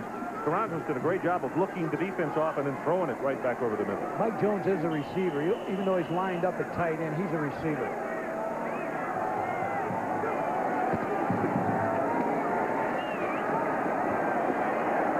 Toronto just threw that one away. Nobody open.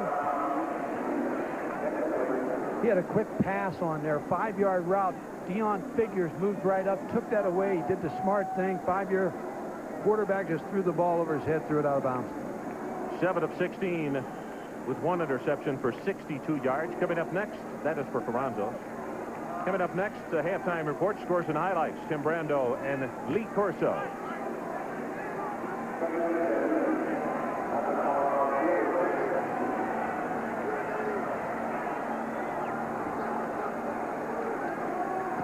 Toronto, short drop, look in, pattern in and out of the hands of Greg Brown. Greg, a senior out of Houston, played at Yates High School. Had good defensive coverage, almost came back with it on a second effort, and it'll be 3rd down.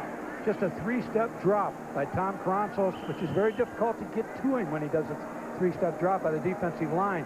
He had Robert Rivers, but just like you said, excellent coverage by Dion Figures. Third down conversions. Wyoming is 1 of 7.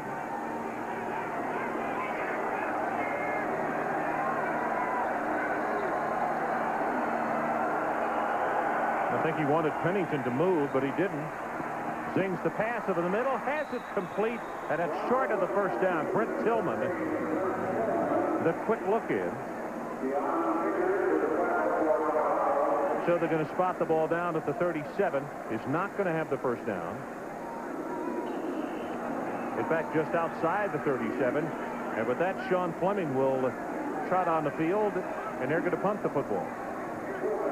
With 50 seconds left until halftime. They're going to play it safe, Colorado on defense, expecting a fake. Well, gets his kick away, kicks it into the end zone. And Mike, let me ask you something. That's going to go in for the touchback. If you're coaching, why would you not let the clock run all the way down, run out that clock to take it down to deprive Colorado of any time left? The 5-yard penalty. Anyway, they did a hurry up, so Colorado, as a result, is going to have 33 seconds until halftime. Let's go down to Adrian Karsten.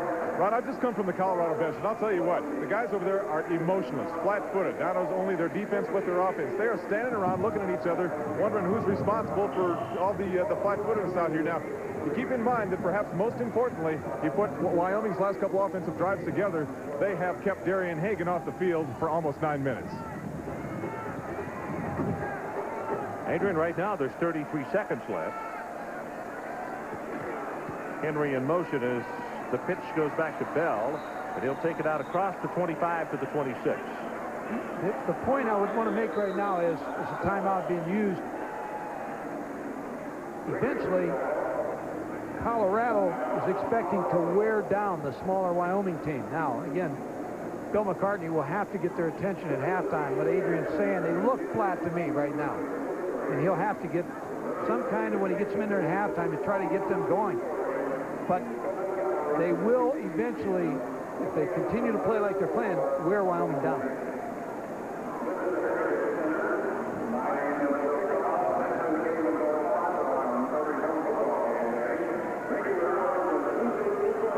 Here's another note, Mike. Colorado with only 3 first downs in the first half. Wyoming has 7. And the point that you make is the offensive line averages 276 pounds for Colorado, to only 256 for the front 4 for Wyoming. So far, Wyoming has still been very agile and very alive. They've done a very good job of moving around. And Scott Downing, the defensive coordinator, told me, he says, hey, we've got to make them hunt us. We just can't line up where they can find us. Scott Downing has done a very good job with his defensive game plan today.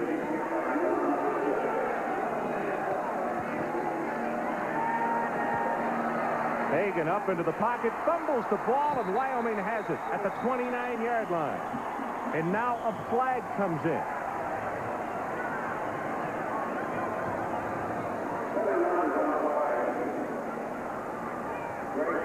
No flag. Wipe the flag off. No flag. That's first down, White. Undoubtedly, the official was looking for his beanbag and inadvertently threw the flag rather than that. Gary Barnett would like to have that back, that play back. And now, just as you see Bill McCartney here, Darian Hagan goes back to pass. Here's the twist up inside again by the middle guard. He becomes a linebacker once he starts twisting. There's the play. Darian Hagan just didn't put it away.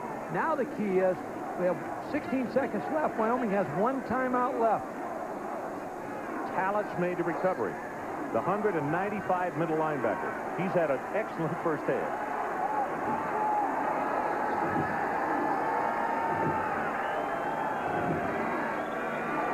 Carranzo zings it in the flat, has it complete. Rivers will step out of bounds at the 20-yard line. Figures knocked him out. Now, Ron, with 10 seconds, I think you still have time to try to throw one for the end zone and try to get a touchdown, be a safe pass. You don't want an interception right here because you know you should be able to come away with 3, but you still have time with 1 timeout to throw to the end zone. All right, let's see. No movement on the sidelines by Sean Fleming. Well, that's exactly what they're going to do. Or a draw play here to get a little bit better field position, but ready to call timeout. I think it's throw the end zone.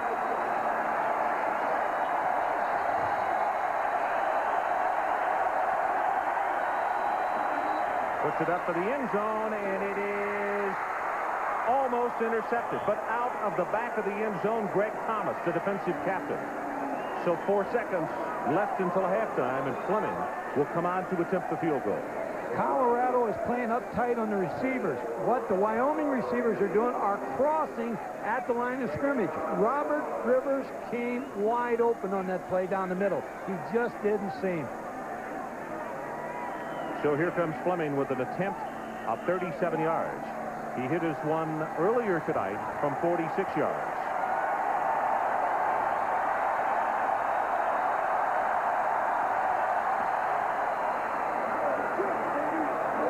And he missed it to the right and no good. Whoa. The Buffaloes dodge one there. So Sean Fleming very uncharacteristically moves toward the locker room with his head down. Colorado 10, Wyoming 3.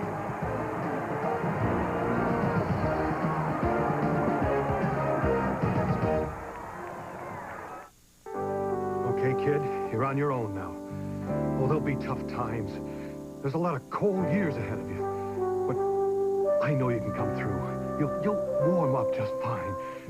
Remember, you come from dependable stock. I know you won't let me down. Just remember whose name you're wearing. I'm proud of you. Real proud. Heil, furnaces that can stand up to the cold year after year after year.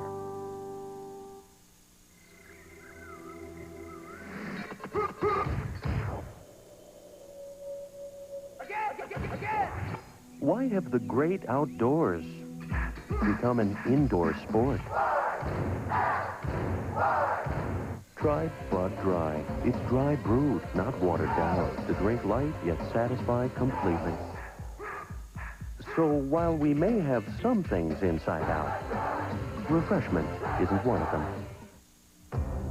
For the past 2 years, more hardworking truck owners switched to Chevy than to any other truck. And now Chevy full-size pickup is America's best-selling truck. Number one, for one simple reason. They work. The heartbeat of America. Today's number one truck is Chevrolet.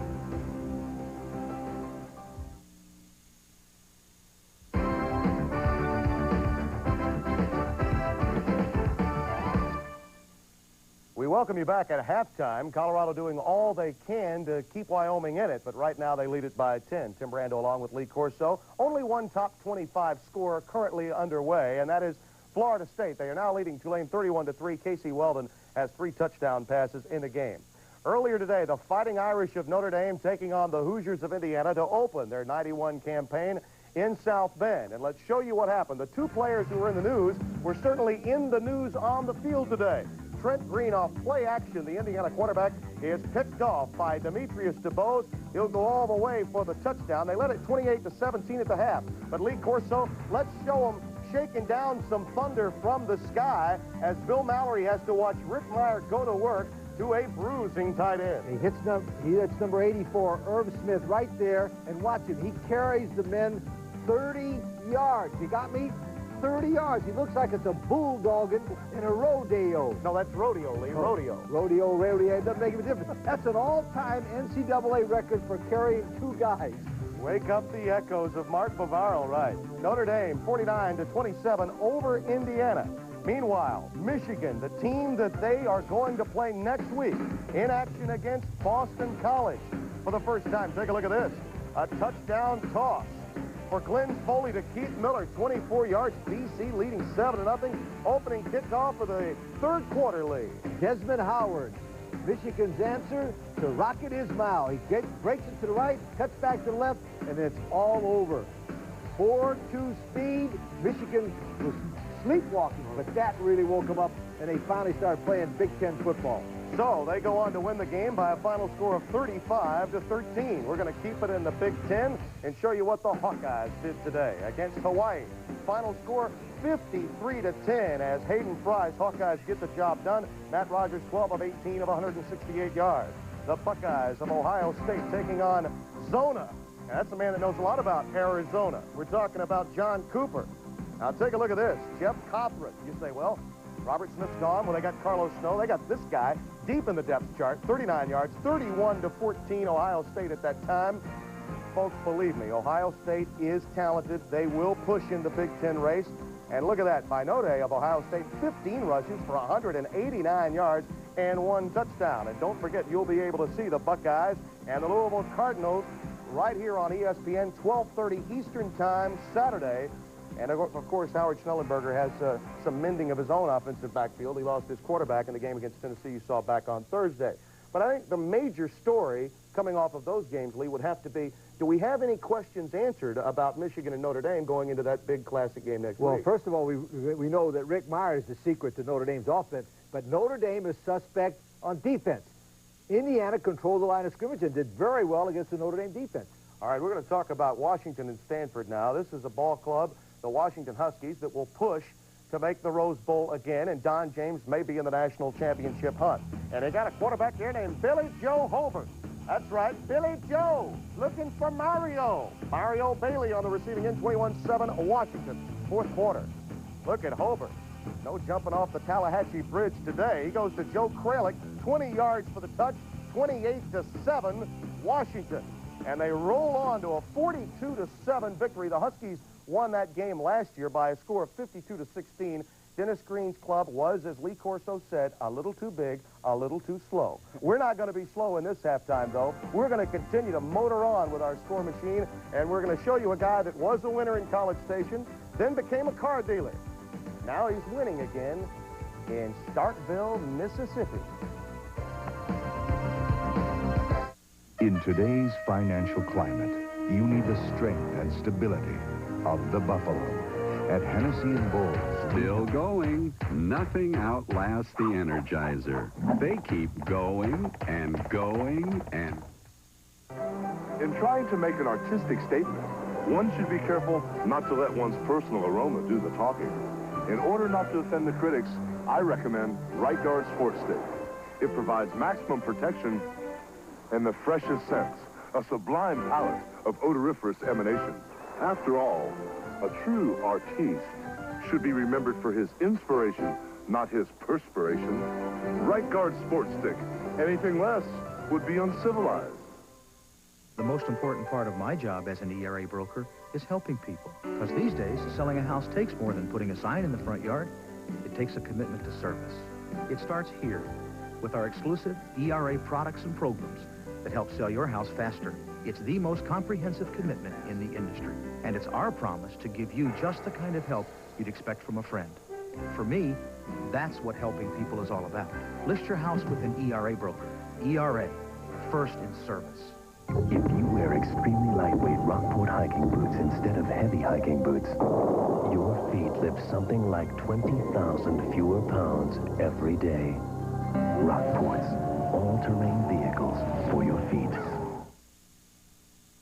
Welcome back to our ESPN Halftime Report with Lee Corso. I am Tim Brando. Well, he's had some success against Texas in his past, has Jackie Sherrill, but never before while an SEC coach. Today, Mississippi State taking on the Horns of Texas, a ball club that is loaded. But take a look at Sleepy Robinson. William Robinson to Tredis Anderson. He'll go all the way in for the touchdown. It is 7-3 Dogs in the fourth quarter. 13-6. David McWilliams looking for a win against Sherrill. And Peter Gardere, his quarterback, who, by the way, is experienced, needs to come up with the play on fourth down to keep the drive alive, but he's sacked by Rodney Stowers. And Mississippi State upsets 13th-ranked Texas.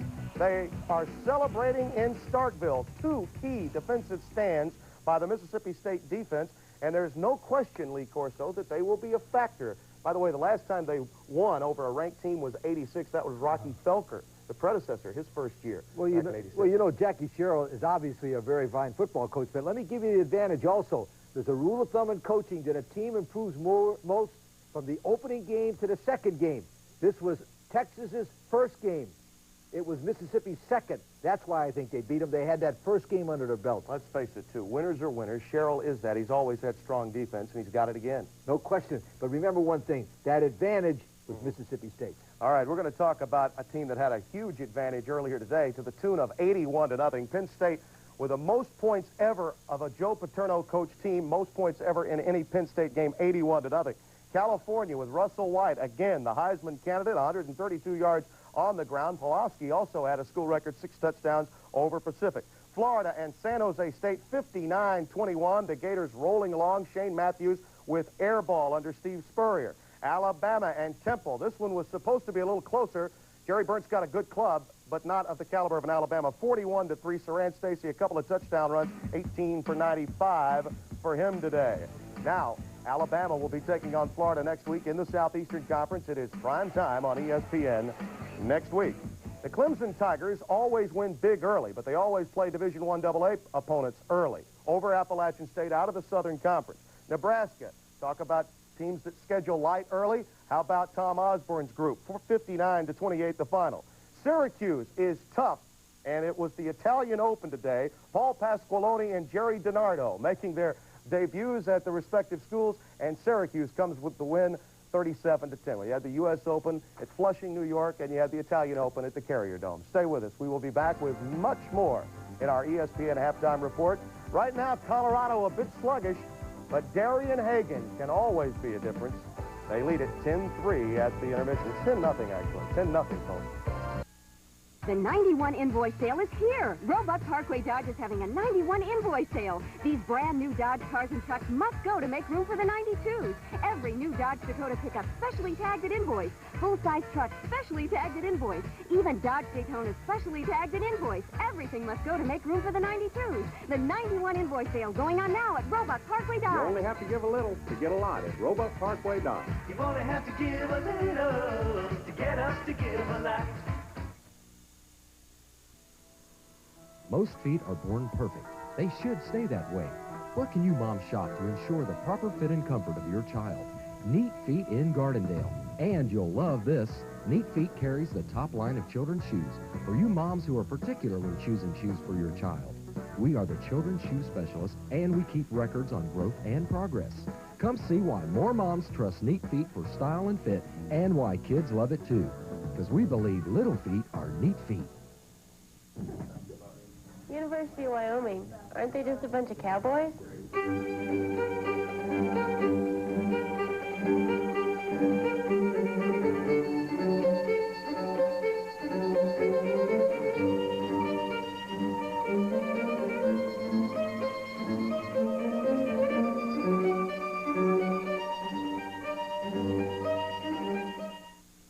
The University of Wyoming. We're cowboys and a whole lot more.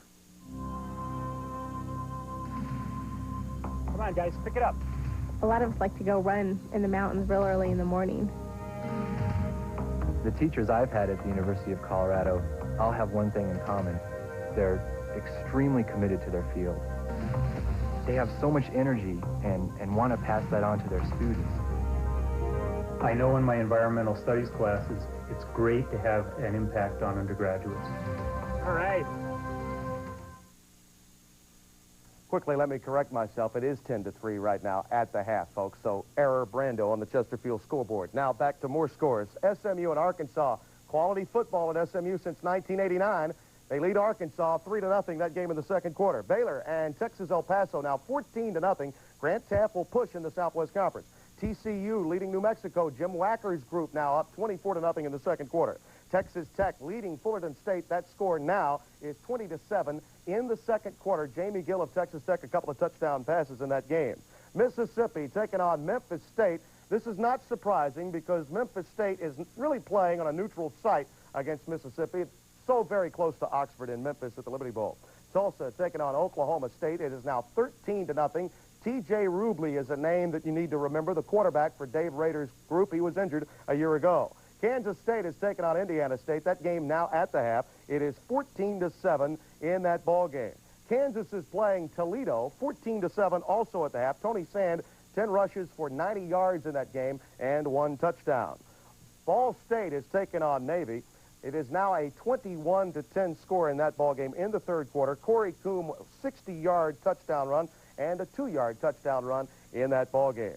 Kentucky. Now, here's a team in the Southeastern Conference that always pads its schedule with a light non-conference offering. They play Miami of Ohio. It is 10-9. You'll recall last year Central Michigan did the trick against Bill Curry's club. South Carolina and Duke, 24-10. The Gamecocks, they have owned Duke in this series. Barry Wilson in need of a victory in that ball game. All right, stay with us. We've got many more scores to tell you about as we continue with our halftime report. Our score, 10-3 Colorado.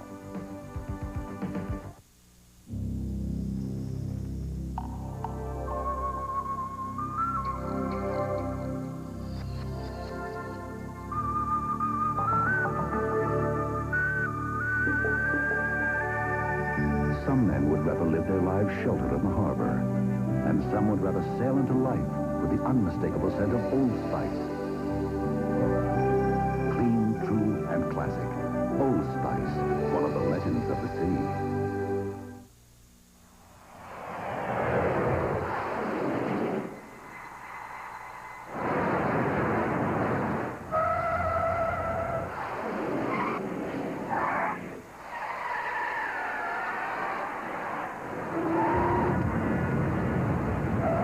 Landing gear from Russell Athletic. Also available for the entire family. First time we met, I thought, he's cute. I see him on campus, and we'd talk. Then he asked me to this party on Saturday. It was a good party.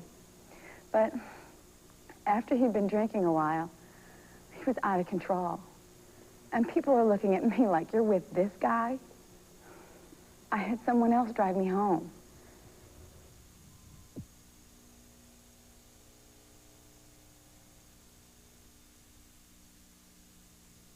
We welcome you back. Quickly, we're going to tell you about some games that are currently in progress, some that are now final. Washington State now trailing Oregon 33-7. They are rolling along now. LSU and Georgia, pivotal game, could mean the upper division for Ray Goff in a pivotal year. They win 31-10. Virginia Tech and NC State, Will Fuhrer, 5 interceptions in the game. Wolfpack win it despite themselves. Southern Mississippi and Pittsburgh, the Panthers under Paul Hackett, maybe the most improved team out of the East this year. Southwest Louisiana, can you believe this? Jeff Bender to LT Muddy for a 2-yard TD pass with no time remaining for Central Michigan this afternoon. Iowa State and Eastern Illinois. Sandalia Patterson with 4 touchdown runs in that ball game for Iowa State. You know, we are extremely happy here at ESPN to be announcing to you that each week we will honor the Toyota Leadership Award that will recognize the qualities of the players that are taking part in our CFA primetime college football games this season. To tell you more about the program, here is Ren Rooney, Corporate Marketing Manager for Toyota Motor Sales.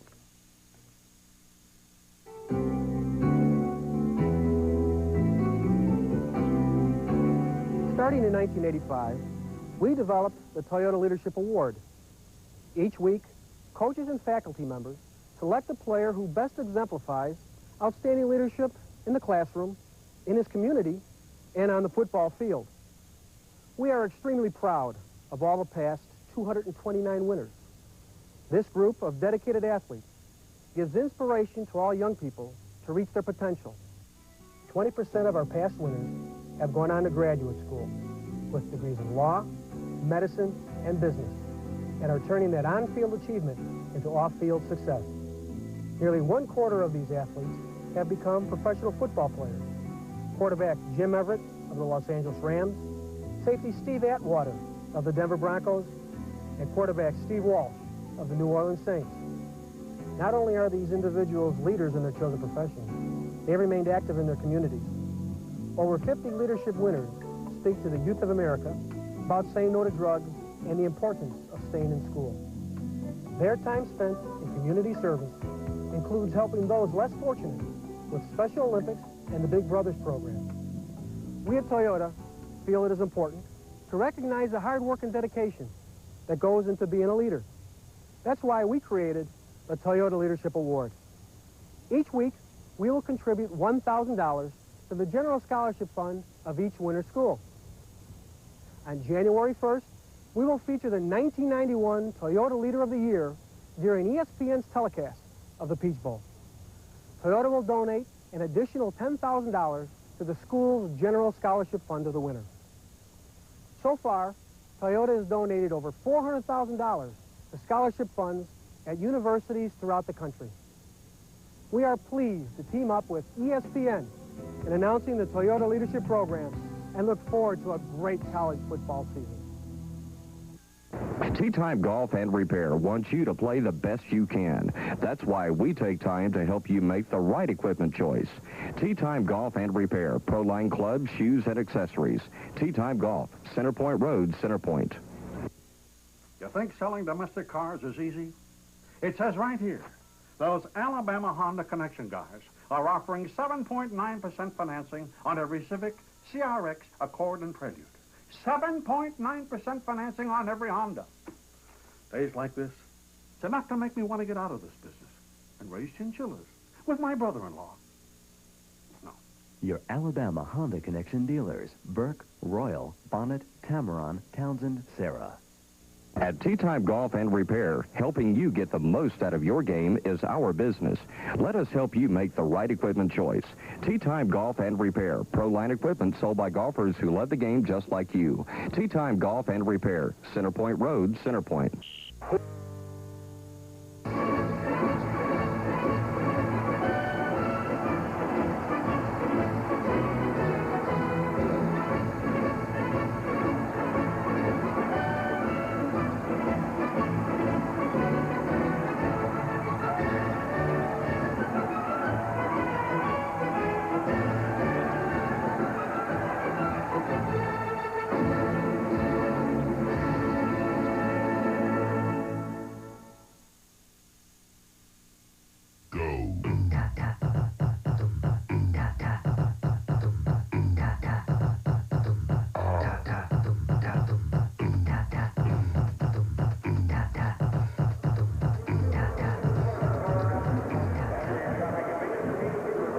Score at halftime, as both teams have just come back out, are the defending co-national champions, Colorado 10 and Wyoming 3. What I'm holding in my hand right here are the official stats of the first half. Two numbers on there say 3 first downs, Colorado. Just 3 and barely over 100 yards. I have a feeling Bill was not real nice at halftime. No, Colorado's out of sync on offense. They haven't established anything in the first half. Wyoming gains confidence the longer they go. So that's something that Colorado's going to have to explore and do a better job in the second half. What does this tell you about the first half? Well, I think the biggest thing and the most obvious thing to me is that Colorado is now playing their first game. Wyoming is benefiting from having played a game against Hawaii. Okay, let's go down to the field. Adrian Karsten visiting with Joe Tiller of Wyoming. Thank you very much, Ron. Coach, what did you tell the Cowboys is the most important thing they have to do the second half to win this game? We got to continue to run on deep. Just didn't execute. But we got to play for 60 minutes, continue to run to the ball.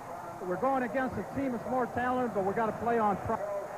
Are you afraid of being worn down by the Colorado offensive and defensive line now in the second half? I don't think so. I think our guys are fresh and they feel good, and I'll be very surprised if we have any let up because of the size.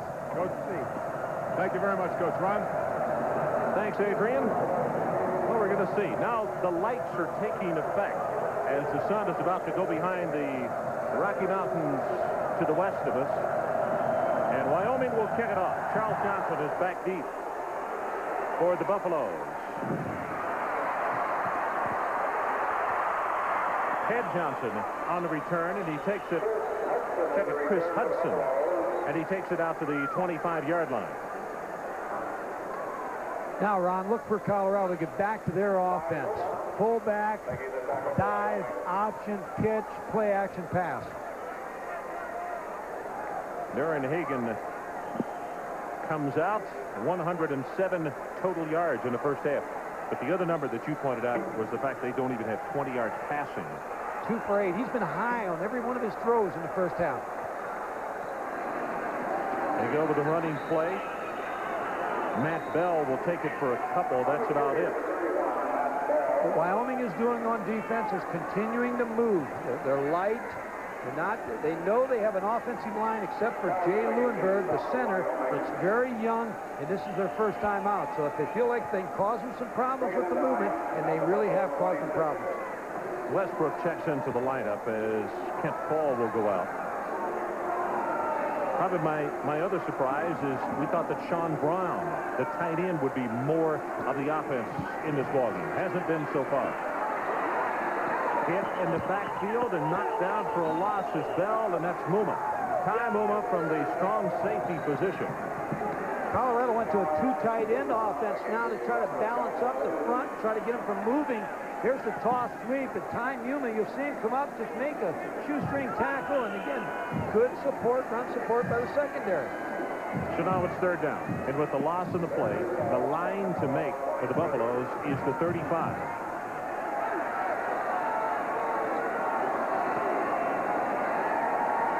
Hagan drills it, has it complete at the 35, and there's Sean Brown being pushed back, but it's enough for the first down, and now a late marker comes in. It's going to cost the Cowboys 15 more. We thought he'd catch 5-6 passes today. Bill McCartney feels like he's the best tight end in the country. There's a tight end over in Nebraska that's not bad also. Notre Dame's got a few tight ends. Derek Brown. Derek Brown.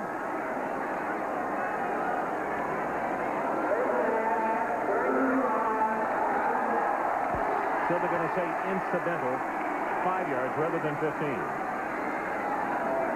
See the play action and just the throw to tight end. Just an outstanding pass to Sean Brown. During the run, first down. Big third down conversion by the Buffaloes as Wyoming really came back fired up in the second half. And they were about to get a 1-2-3 and out until the completed pass. And again, Colorado goes with the two tight end set. Embry also in the lineup. Bell to the 45. Colorado all of a sudden has decided that Bell is going to be used more at tailback than Call has been used. Paul Wallace comes up from that right cornerback spot. I said it a little earlier about Notre Dame's tight ends, Derek Brown, Irv Smith. He had a brother who went into professional baseball, just outstanding players. He's the tight end that made that catch today on about the 15-yard line and just shrugged. Carried the student body into the end zone. He did a great job. Hagan on second down gives to the first man through, and James Hill is just engulfed. It's going to be third down, and the Buffaloes looking at about 6. Corey Tallis, that sophomore middle linebacker, comes up to make the hit, and Wyoming with the players shaken up. This is an important drive for Colorado because they have to establish themselves in this drive. For Wyoming also. Doug Rigby, the senior out of Nebraska. Let's see if we can get a closer look at exactly what happened, holding that left arm. Watch Doug Rigby from the left side of the screen. We'll see what happens. He caught his ankle underneath the pile.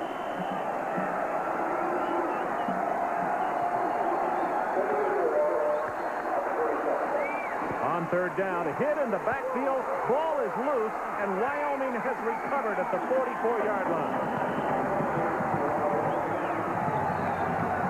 Steve Cluton took his legs out from under it. Talk about a big play defensively because this is a key series.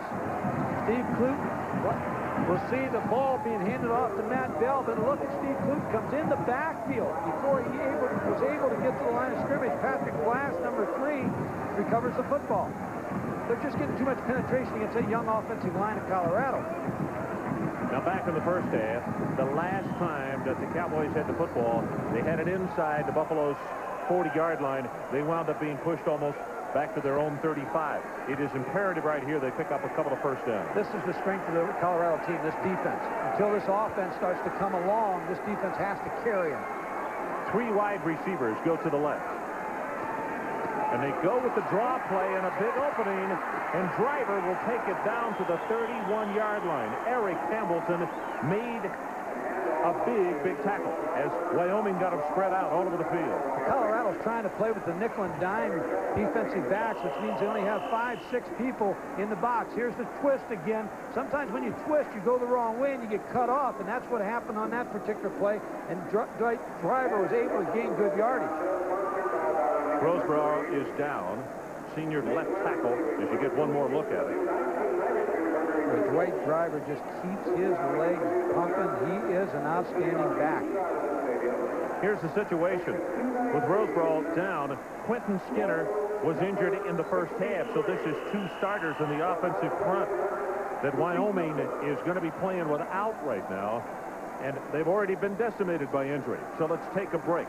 More about that in a moment. 12:33 left in the third.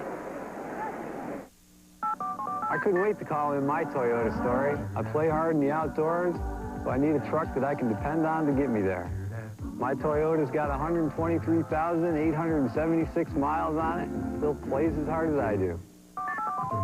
I'm in the delivery business. My Toyota truck has 352,917 miles on it. This is our bread and butter, this truck right here.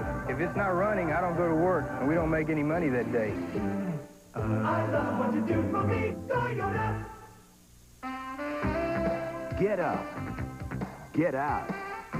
Get down to McDonald's today and get a great deal on breakfast.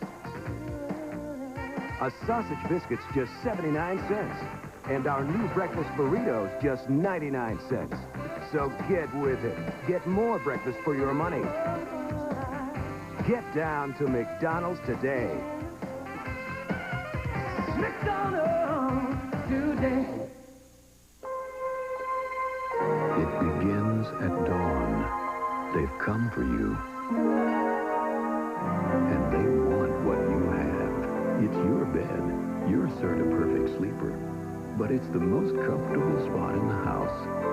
The Serta surface and support only Serta builds in makes it that way. So if it gets a little late for breakfast, there's always brunch.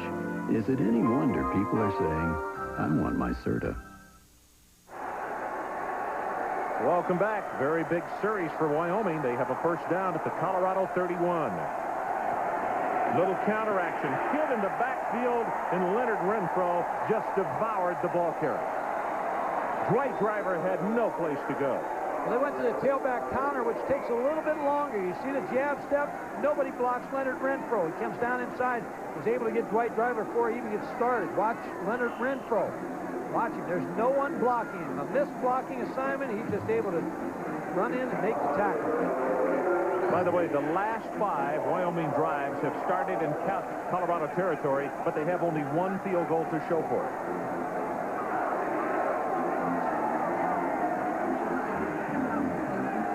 Harrison motion to the sideline. Pass is caught after the deflection. That's Max Swenson who made the reception, and it came off his teammate's fingertips. That is enough for the first down and 16 yards. Before we get a look, we're going to do the replay. I'll explain the opposite line. With a good throw. That ball has to be caught. Robert Rivers off his hands, and you see Matt Swenson very alert. There's Tom Caranzos again. I'll tell you, he's played well tonight, Ron. You have to give him. He's just done very well. There's the reception by Matt Swenson. They went to a no-back and caught Colorado. Skinner has come back in the ballgame at center. He's injured, but he is playing. Van Roekel has gone to left tackle. It stands over the middle. He's open at the 5, and touchdown Yarborough.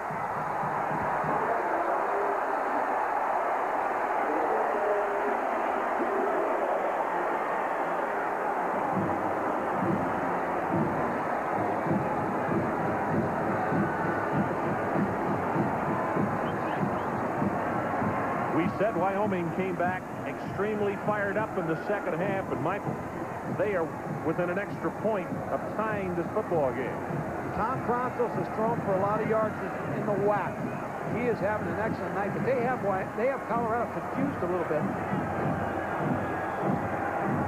Ball is snapped, but a whistle just prior to that.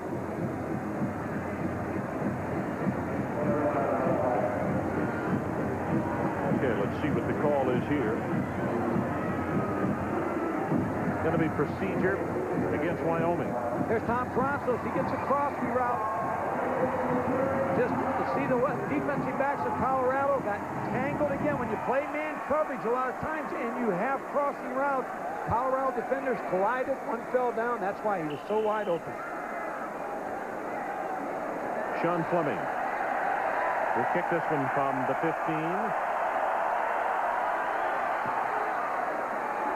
Plenty of leg, and I'll tell you what, if you just walked into the room, sit down when you hear this one. We are tied as you look one more time at Tom Carranza throwing the touchdown pass. Wyoming 10, Colorado 10. Oh, here we go! Oh! Good job, baby. Zombie blitz! How you like me now, baby? Got good life insurance?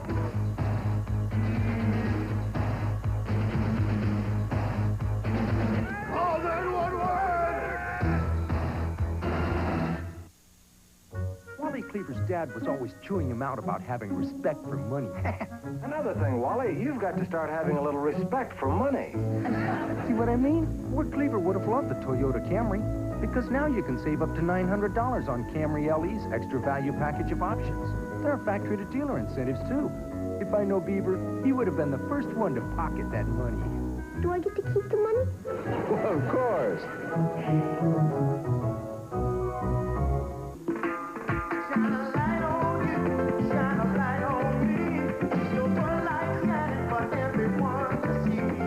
When you're looking good, you want Bud Light.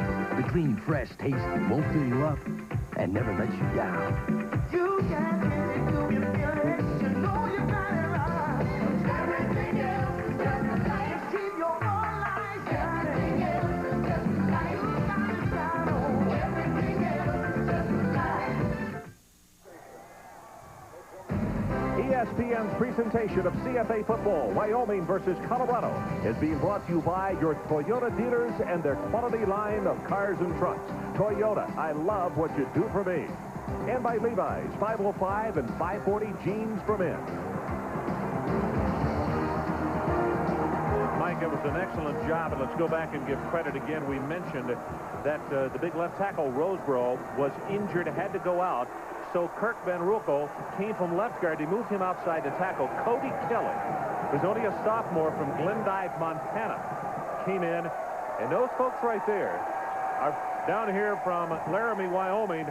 They might not have thought they were going to have this much to cheer about. Right now, they are locked with the co-defending national champions, Colorado, at 10 apiece. Well, Wyoming comes out of the league I like to refer to as the Rodney Dangerfield League. They don't get any respect in the WAC, and they play good football. Carranzo's has really been impressive. He is. Boy, what poise. Fleming with the kickoff. This is going to be short enough to be returned. Charles Johnson for the 10.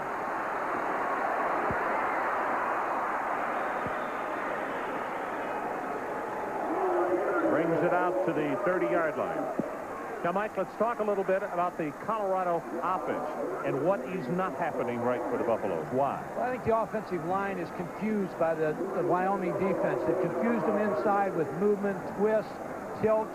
So now you either got to take the ball outside or on first down, throw a play action. But again, get back to the option.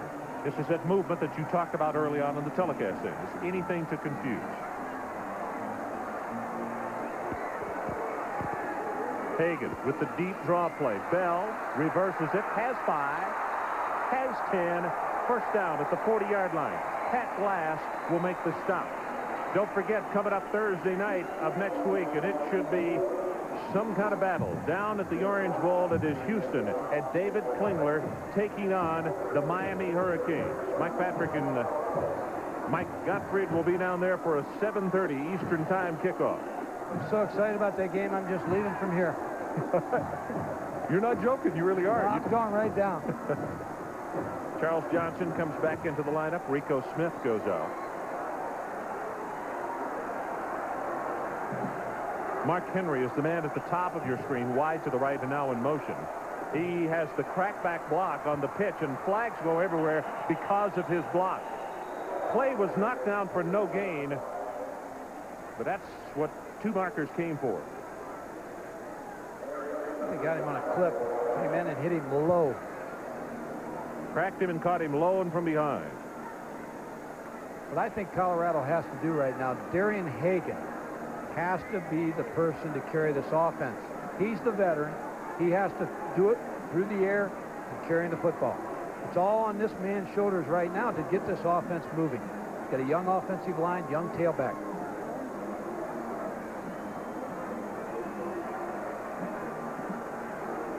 And he's going to have long yardage to do it in.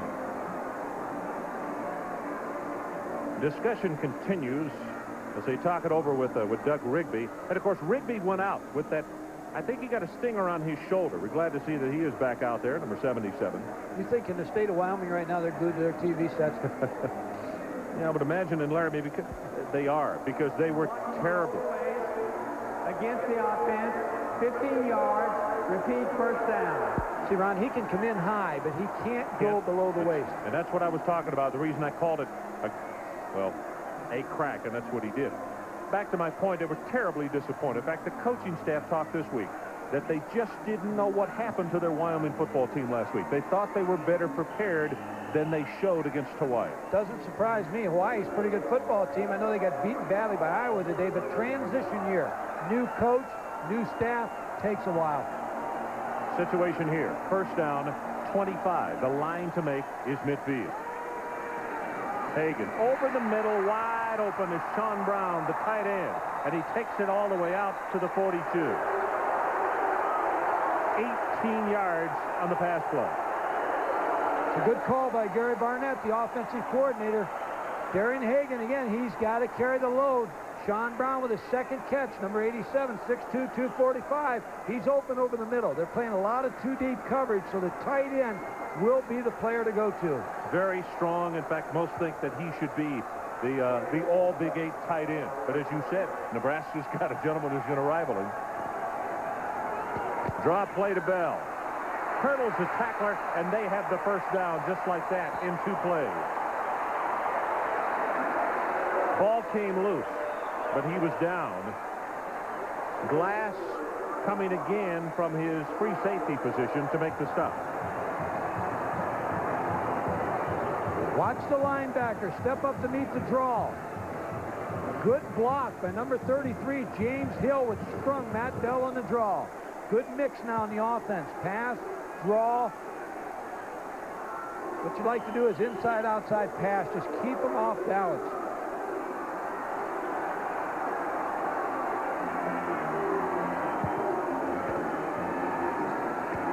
Again to the tight end, Brown. Counted off at 14 yards. Taimuma on the stop. And we mentioned early on in the third quarter, we were surprised he hadn't gone to Sean Brown. Now 3 times, bam, bam, bam. I just keep going to Sean Brown. Watch him here on the release. The linebackers are filling real quick on the action. Sean Brown's open. Good play call, good reaction. Johnny Mitchell's the tight end in Nebraska, and between the two of them, they got outstanding tight ends in the Big 8. Brown 3 catches, 45 yards now. Quick pass at the 30. That's Charles Johnson. And now, all of a sudden, Colorado is picking it up almost 10 yards at a clip. Now you get to feel they're in sync. What I mean by that is now they seem to be more in the game, running the ball well. Darian Hagan is throwing the ball well, making good choices over the middle of the tight end. Just a little quick pass there. Again, given his offensive line, things they can do right now, rather than trying to pound it right at him. 6 of 12, 65 yards for Hagan. Fullback, 10, 15, has 20, and James Hill will make it first and goal. 24 yards in the carry.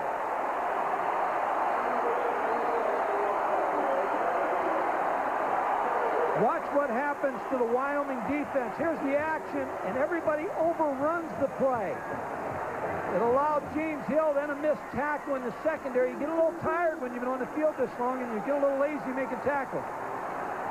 Rigby coming all the way from that right defensive end position. From the 4.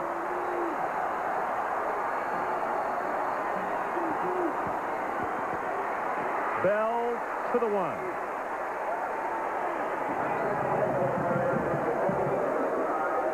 Matt Bell is trying to lay claim to that tailback position. Bill McCartney has to be a little worried about his team. He knows he's got a tough schedule. Tough ball game next week against Southwest opponent Baylor. Ooh. Grant Taft may have his best ball club in a decade. situation here. We're tied at 10. 7:40 left in the third. And the ball is just outside the 1. It is second down, Colorado.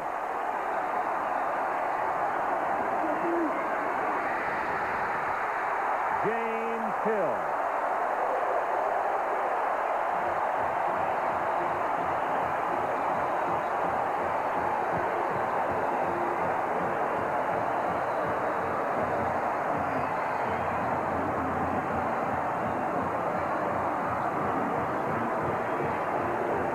So Colorado, with an extremely impressive drive, one that at a time had first and 25. They picked that up in 2 plays.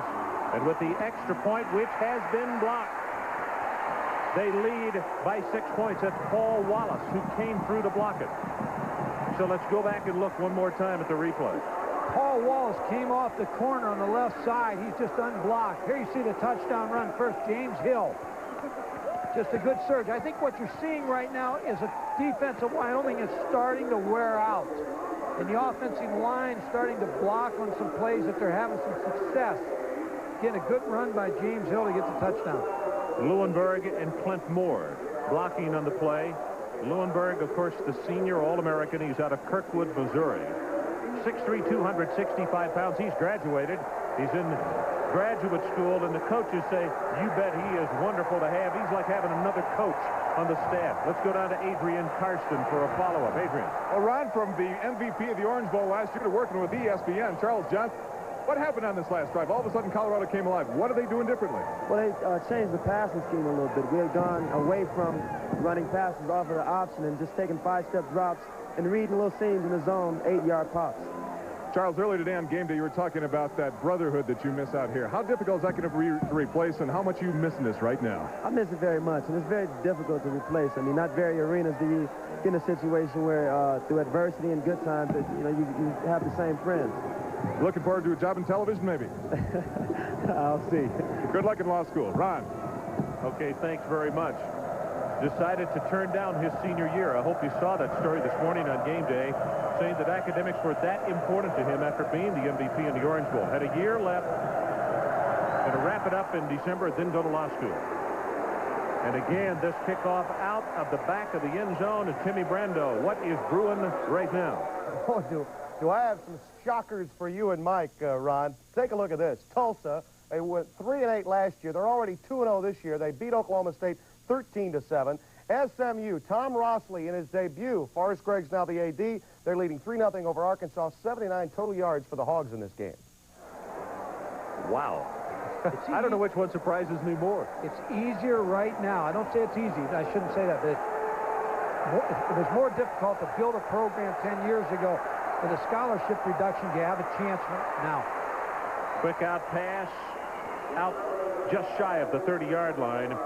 As Emiker Harris had come in motion and they threw to him, he's going to have about 9.5 yards on the play to follow up your point, and that point is well taken. Does take longer, doesn't it? Well, you look at Memphis State beating Southern Cal. You look at the Louisville season they had last year. It's just easier now because of the reduction. If you do a good job recruiting and keep your players, there's a bigger pool out there to recruit from, so you have a chance at every school to develop a winner. Second and short. Jeff Bruner, the sophomore from Sterling, Colorado, was inching back and forth. On the defense, 5 yards. First down. Well, at the conclusion of tonight's ball game, Mike and I will be picking Visa players of the game, one from Wyoming and one from Colorado. And not all precincts are reporting as far as Visa players on this one tonight. A lot of candidates on both sides of the ball. 16-0 Colorado, or 16-10 Colorado leads it. Midway third period. Pass in the flat.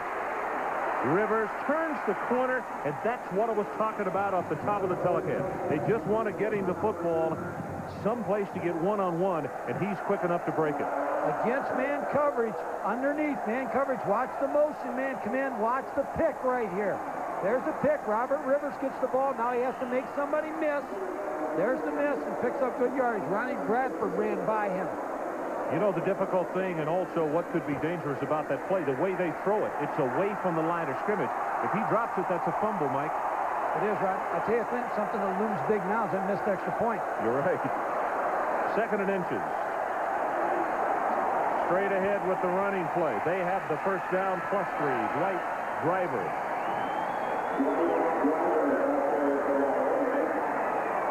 Beekert on the stop for Colorado. Joe Tiller has to be proud of his football team and his coaching staff for what they've accomplished tonight. I know it's early still, 3rd quarter, 6:21 to go. But this team has played with a lot of poise tonight. And I'm impressed with what I see coming off a loss. And I think it all starts with number 18. I think Tommy has just done a magnificent job. He has had total poise regardless of the duress.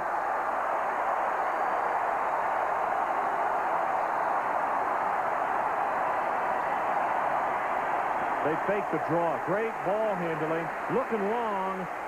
Throws the short pass, and it's complete at the 38. I'm telling you, he had a man deep on a post route, and he was there.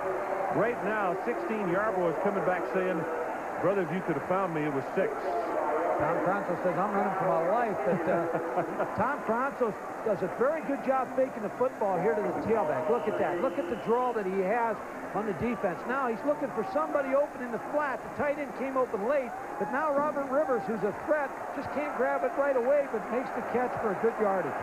Rivers only weighs 170, and that was figures. Well, he took he really popped it, yeah. See the numbers between Carranzos and Hagan tonight. For the sideline, has it complete to Swinson. And the tight end right on the marker, very close to the first down, inside the 30-yard line. Well, this offense is just keeping Colorado off balance, and they've run the football just enough to get their attention with the draw. Remember the draw. It's been very effective because it slowed down the rush. Here he's going to hit his tight end, Tom Carranzo. Watch him go back, set up. He's got time. It's just 5-step drop. Good throw to his tight end, number 88, Matt Swinson, turns up the football field. They have the Colorado defense off balance right now with all their formations, with all the things they're doing, draw. They have a good game plan at this point. Mike, as they bring the chain from across the way, Mitch Roseborough is back in on this series, number 70, who was injured earlier. And that's going to be a Wyoming first down. So Ben Rokola has gone back to left guard, and Skinner, who was injured in the first half, has come back in. Again, it's been a cumulatively gutsy performance. They've had to play because they don't have many backups. I'll tell you what, watch the Colorado defense at this point. I figure Mike Hankwitz is going to do some blitzing right now. He can't sit back because receivers are getting open versus a zone, so I look for him to start firing some linebackers to try to put some pressure on Tom Francis to make him make a decision quickly. Well, let's see if Colorado does, in fact, try to make something happen.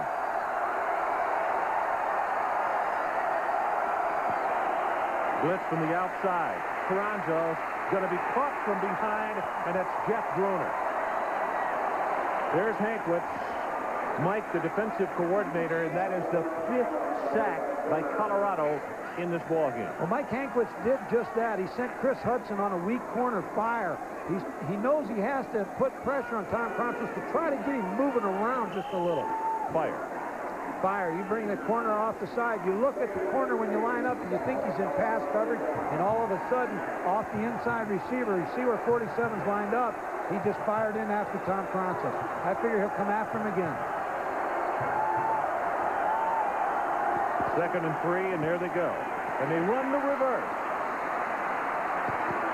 Oh, my goodness, is Rivers really wrecked at the 25-yard line as he took a double pop, and he just given up so much size. Thomas and also Chad Brown combining on the stop. They brought both corners on this one. They fired from both sides. Watch number 6 fire through and try to Eric Hamilton. And he's in good shape for the reverse. He just misses the tackle. So again, a good job by Robert Rivers, but they're trying to heat him up. Watch the hit. Robert Rivers, nice tackle. They'll pressure him again, Ron, on defense. 3rd down. The line to make. The Colorado 18. They fake the reverse. Looking for the end zone. He's there. And a great defensive play, number 2 figures. Oh, my goodness. Yarbrough had him beat. Just needed a little more air under the football. But I'll tell you, Deion Figures is one of the best defensive backs in the Big 8. Watch all this fake and Tom Caranzos does. Look, he's got him open. Yarbrough's open. Look at Deion Figures just reach up there and make the play. Oh, Mike, you're right. Just an ounce more of air. We're going to have the field goal attempt of 32 yards. Sean Fleming from the 32. Ball is down. Kick plenty of distance. And the 42-yarder is good. So let's take a break. 3:25 left in the third. Our new score, Colorado 16 and Wyoming 13. Home Field Sports Grill on Highway 31 in Fultondale is now open at 11 a.m. for lunch, teamed with an upscale dinner menu. Home Field is your best bet for casual dining in a sporty atmosphere. Join us for the entire game. Kick off with a deli or specialty sandwich for lunch. At halftime, choose a tasty appetizer and score a touchdown with your selection from our dinner menu while watching the big games on our widescreen TV. Or if you prefer, just sit the bench and enjoy your favorite beverage. Come on by Home Field Sports Grill, Highway 31 in Fultondale. Birmingham Lumber has a huge inventory and experienced people who can help you with any project. Let them quote the material list for your new home or remodeling job. They offer free delivery. You'll find they have real values, like this 6-panel Georgia Pacific Grand Passage steel door, regularly $109, now on sale for only $88. Or this Croft mill finish storm door with tempered safety glass, regularly $49, now on sale for only $38. Come to Birmingham Lumber on Birmingport Road, just 2 miles off I-59, or call 780-5911. Hi, everybody. I'm Chris Berman, getting set to bring you ESPN's Tuesday Night Baseball. Wait a minute. What is the Energizer Bunny doing in my spot? Thank you. Like I was saying, we have a doubleheader for you every Tuesday. The early game from the East Coast, then the late game from out here at the Hotel California. Plus, we update all of the action around the major leagues. Get back. Gone. Is there nothing sacred anymore?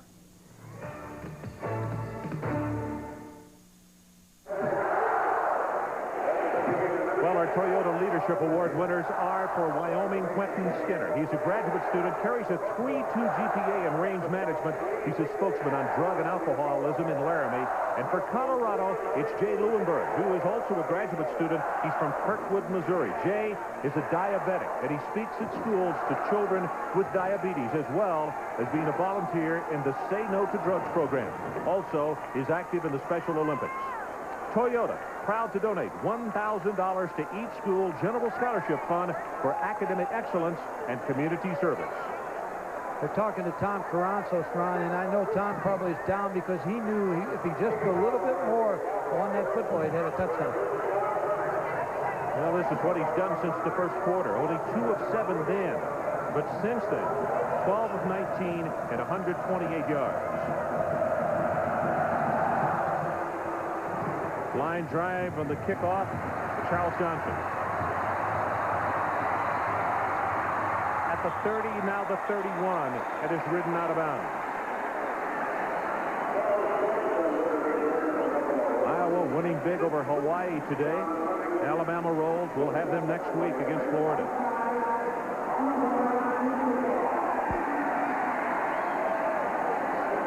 By the way, in that game between Ohio State and Arizona, won by Ohio State, Carlos Snow, 5 carries, 16 yards, and no touchdowns, Mike. And I know that was a question of yours with Smith deciding he was not going to play. I think Carlos Snow is a great tailback. He ran a touchdown, a kickoff return 100 yards on us a couple years ago when I was in Pittsburgh. 5 yards, offside, repeat the kick. But I heard Lee Corso earlier and Chris Fowler say that he was hampered by an injury this week, so it may have affected him. Maybe a little surprising that they're going to make them kick over again, because Colorado was going to have the ball at the 31-yard line, which generally is thought of as decent field position. Bobby Simmons right there works with a kickoff return. He was at West Virginia under Don Nalen for many years. He was in Bowling Green. Outstanding coach talking to Bill McCartney.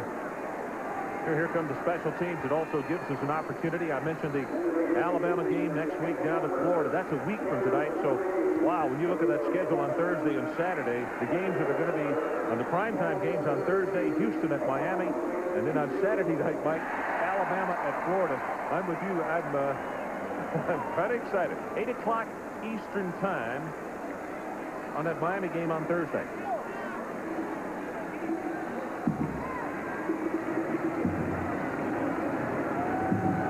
Johnson and Hudson back in dual safety. We'll see if Colorado takes it back beyond the 31 on this one.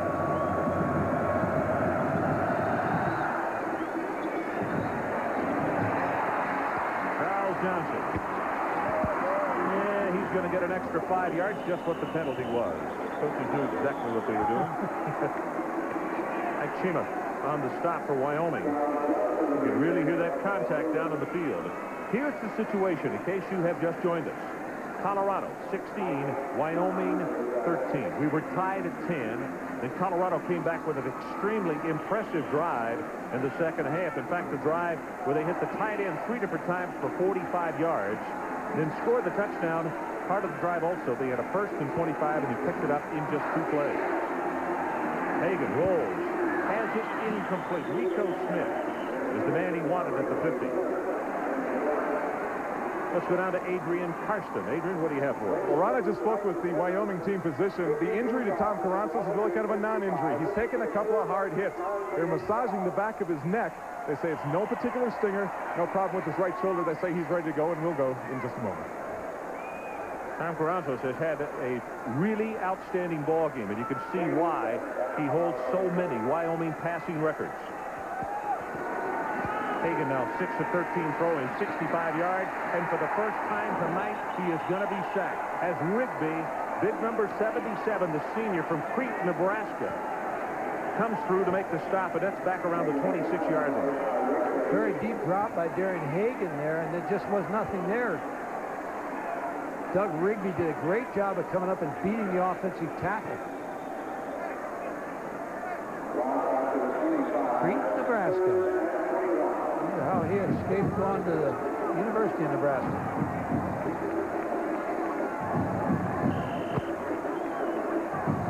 So, Michael, we look at a situation, the line of scrimmage is the 26. It's going to be 3rd down. And it is about 20.5 yards to pick up the first down. The line to make is the 46.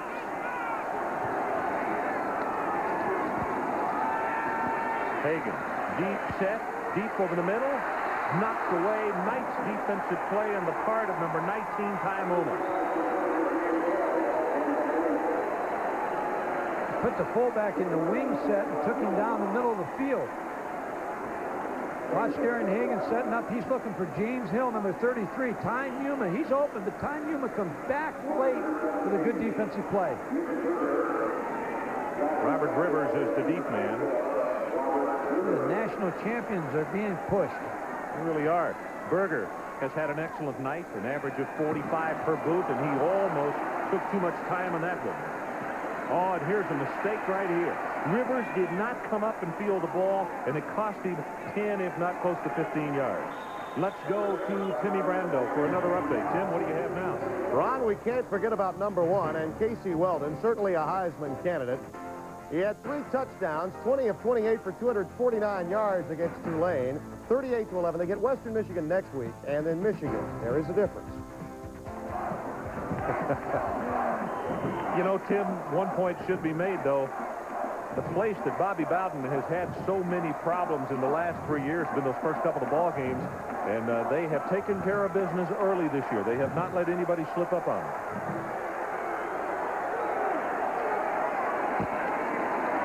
Pass over the middle, has his man. Oh, incomplete. What a stick at the 45-yard line. Amaker Harris almost had his head taken off by Eric Hamilton. Amaker Harris is a tailback that they'll use as a wide receiver and motion him out. You're going to see this throw by Tom Carranza. This is an excellent throw to Amaker Harris, but Eric Hamilton, number 6, was a runaway. He was as fast as Ralphie right there, the mascot. Maybe watch him. Look at this. Maybe he's reckless. Wow. Mike, that ball was so accurately thrown, it hit him in the face mask first. Went through his hands. Carranza's going to go on top again. Harris can't hold on at the 35. It's Bradford on the cover, and it's a good job of cover. You can't do it much better.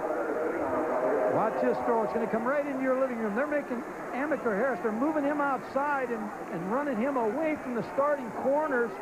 Watch this throw coming right to you, just off the fingertips. Coverage by Ronnie Bradford. So a couple of near misses by Wyoming. And the most important thing right now is they send 3 wide receivers left. It is a 3rd and 10. Toronto has his tight end Swinson, and he drops it at the 35-yard line. Beekert had the cover, but he should have caught that football. They dodged a bullet there because Greg Beekert might have been holding Matt Swinson on that play. But what Wyoming did so well there is they put 3 receivers to one side, put their tailback Amaker Harris on the other side, one-on-one versus Ronnie Bradford. Good strategy by Larry Kopit, the offensive coordinator. Fleming to punt, and Hagan, who has not really had an opportunity to return one tonight, is back deep. He's got 1 for 10. And he's going to get a chance on this one. Very high at the 33. And a flag from down deep to the 43-yard line. 42 yards in the punt and 10 yards on the return. And let's see what this marker is going to be. Now, join Chris Fowler and Lee Corso for the first word on another busy college football Saturday. That's the 11:30 Eastern time with game day. And then Louisville versus Ohio State at 12:30. Then we'll travel down to the Horseshoe for that one. That'll be at 12:30. Then followed at 7:30 in the evening in the primetime game. Mike and I are going to be in Gainesville for a battle of the top 20 teams. And in fact, they're expecting the largest team in the history of that state because last year we did that final game there. They were tearing down the end of the stadium, adding seats at the University of Florida. Clip on the flag. Post scrimmage enforcement, 15 yards. Penalty from the end of the kick. So you can bet that things will be rocking the Florida field. First game mistakes in the kicking game. Several penalties have happened to Colorado in their kicking situations. Bill McCartney. Always been told that when someone walks with their arms crossed, it means I don't want to talk to you. Right now, Bill probably don't want to talk to too many people. He can't be real pleased with the way his ball club has performed here tonight. They lead, but only by 3, with 1:37 left in the 3rd. Chuck Snowden is coming to the backfield as the pass goes complete. Rico Smith spins his way out to the 35-yard line, and that is more than enough for the first down. It's been documented that the job that Bill McCartney has done at Colorado is something short of fabulous because he took a program, they were down, lost early, but he stayed with it, kept his ball club together, and brought him a national championship. Hagan very quickly after the 15-yard gain works it back to the near side, Westbrook. And he will have a gain of 5 to the 40. Ty Muma, again coming from that safety spot, there to make the tackle for Wyoming. Just a quick passing game, 3-step drop. They've got one-on-one on both sides because of Wyoming trying to stop the run with the other 9 people. Rico Smith comes in with the play as Charles Johnson goes to the sideline. Colorado using those wideouts to shuttle the play.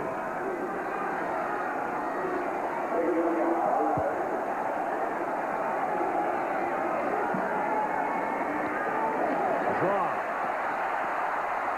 Hagan will have the first down at the 47.5-yard line. Muma defensively. He just has an uncanny ability to take the football down and take off. His speed, his quickness from stop right now to when he starts, he just gains momentum. Something you might look for, fans might look for right now, is he's throwing those quick hitches for success. Maybe a hitch and go out on the outside. Pump it and then go up. Pump it and go. Well, Charles Johnson is split wide to the right, but they go with the running play. Straight ahead is James Hill, and that one will be stopped after a gain of only a couple. That could be the last play of this 3rd quarter as the clock ticks down. What has been a magnificent evening. After an ugly afternoon of rain, it now has turned cool with the temperature down in the low 50s. Very pleasant. And Colorado is going to head to the 4th quarter with a lead of 3. So let's take a timeout. Buffalo, 16-13. Win a trip for 2 to the Thrifty Car Rental Holiday Bowl, including 5 days in sunny San Diego. You'll see a great game, visit SeaWorld, and drive away in a 1992 Chrysler LeBaron convertible. To enter, stop by any Thrifty Car Rental location or fill out the official entry form in select Monday editions of USA Today. Or simply print your name and address on a 3x5 card and mail to this address. Round-trip air transportation provided by U.S. Air. What do we have? Acute lower abdominal pain. I don't see any alternative. I don't either. We have to go in. Have we gotten the parents yet? I have them on the phone, Doctor. They're out of the country. Fax them consent forms. Stat. That's the only thing we're waiting on. I know it. Okay. I've got it. Any minute. Doctor, I've got the parents' signatures. Excellent. Here we go. Dex Facsimile, one of a wide range of business communication solutions from Fujitsu, the global computer and communications company. And here's defender Bill Jackson warming up for his title bout with the challenger, the Stork Chocolate Reason. And the fight is on. Oh, it looks like the Stork Chocolate Reason may triumph this time, but hey, Bill shows plenty of staying power. He's no quitter, and yeah, the tide has turned. Bill Jackson has him up against the ropes. Bill Jackson has licked the Stork Chocolate Reason. And now he's enjoying his victory. Stork Chocolate Reason, the chocolate challenge. You could call one company to take your package to an address across town.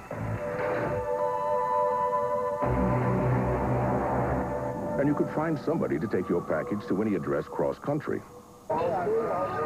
Then you could call a third outfit that could take your package overseas. And yet another that could take your package overnight. But there's only one company you could call if you only wanted to make one call. It started with a need. A severe weather watch is in effect. What time did they leave? I was on my way to Mom's, just me and the kids, when it happened. A need to combine handling, power, and added peace of mind in a family car. Automobile Magazine called it a new standard by which all minivans will be judged. It handled beautifully. We call it Previa. It's a Toyota. They just drove up. And it's like nothing you've ever experienced. Well, we're having sodas and pastries after the game. Would you like to come to the house? That's what he's saying, right? No, I think what he's arguing about is that the middle guard, the tilt guard for Wyoming, is holding the center so that he can't go up on the linebacker. Total yards in this ball game. Wyoming, 216. Colorado, 231. Hagan, quick pass over the middle again. Sean Brown, and the tight end will have the first down, +5. Tom Kramer is there defensively. Well, that's 3 catches for Sean Brown. It's pitch and catch when they want to go to the tight end. Here's Darren Hagan again. Look at him. He's wide open. Safety has to make the tackle. It's a 4th catch. Tackle was made by Ty Numa. Well, Brown didn't catch any in the first half, but now has 4 in the second half. In fact, 3 on that last scoring drive.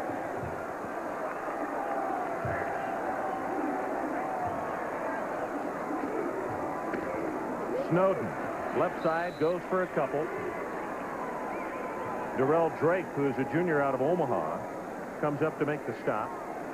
Drake's an interesting story. He left in 1990, would have been a starter. He now has come back and has regained his starting position. He's majoring in architecture. This is the area of the field where they like to try to get Rico Smith on a post, move inside, then back to the corner.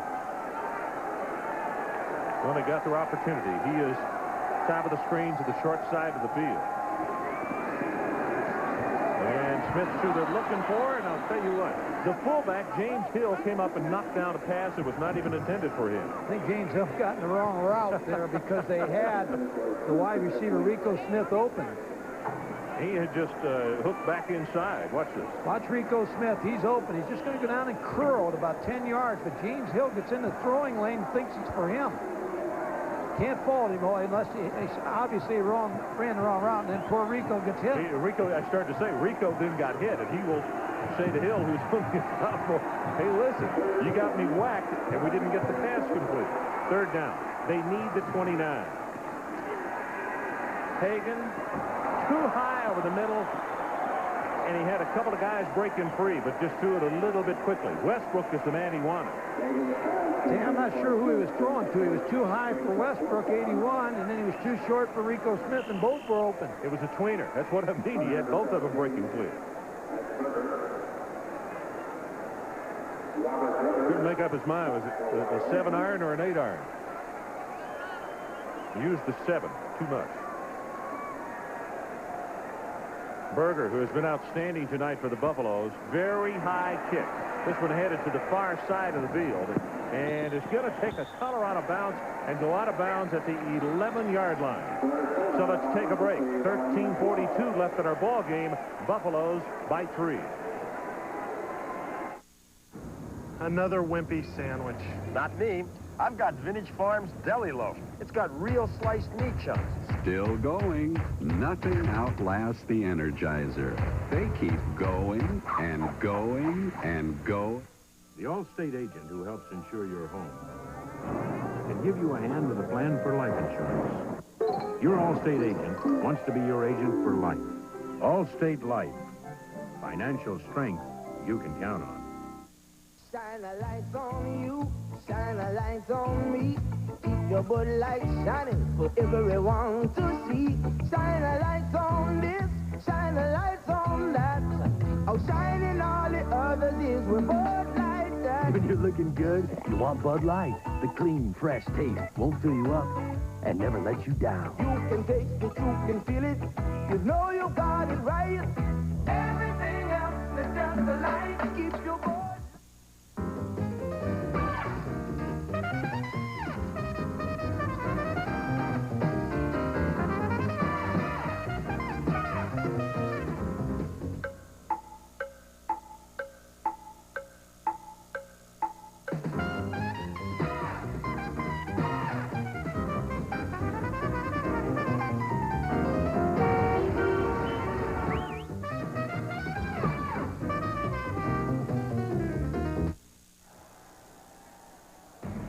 ESPN's presentation of CFA football, Wyoming versus Colorado, is being brought to you by Subaru. It's what you drive. Welcome back to Boulder, Colorado. It's the opening to the 91 season. Ron Franklin with Mike Gottfried and Adrian Carson, and there's the story. 16-13. See if Wyoming, nope, no draw play as they send him in motion to the sideline. Over the middle, almost intercepted. Nice defensive play as Chris Hudson, who is at nickelback, and he has had an outstanding game. He really has. Watch Tom Carranza's back up here. He's looking to the trip side, throws a little too late, and Chris Hudson steps in and makes the incompletion. Here'd be a good draw call right now. 14 of 30, 1 interception, 1 touchdown, 146 yards for Tom Carranza tonight. Senior from Great Falls, Montana.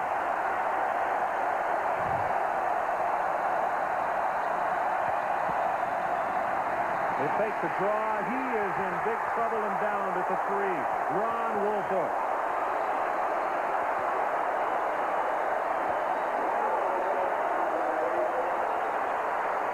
Two outside linebackers met at the quarterback, Chad Brown and Ron Woolfolk. They're going to fake the counter play, trying to get Tom Carranza outside, but there was no fake for Ron Woolfolk. He just can't escape, and Chad Brown comes in and finishes him off. That's 6 sacks for the Colorado defense tonight, and they lead by only 3. So can you imagine had they not had this kind of effort tonight? This is a big interception area right here now. 3rd and long. Stop at the 1. Chad Brown was the first man there.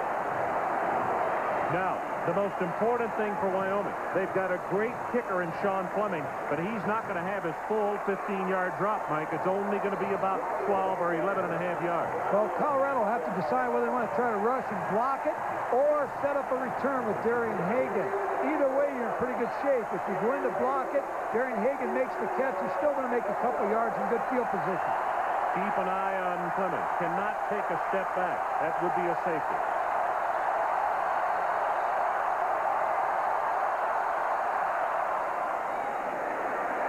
Hagan on the run at the 40, at the 30, at the 20, at the 10, and down to the 4.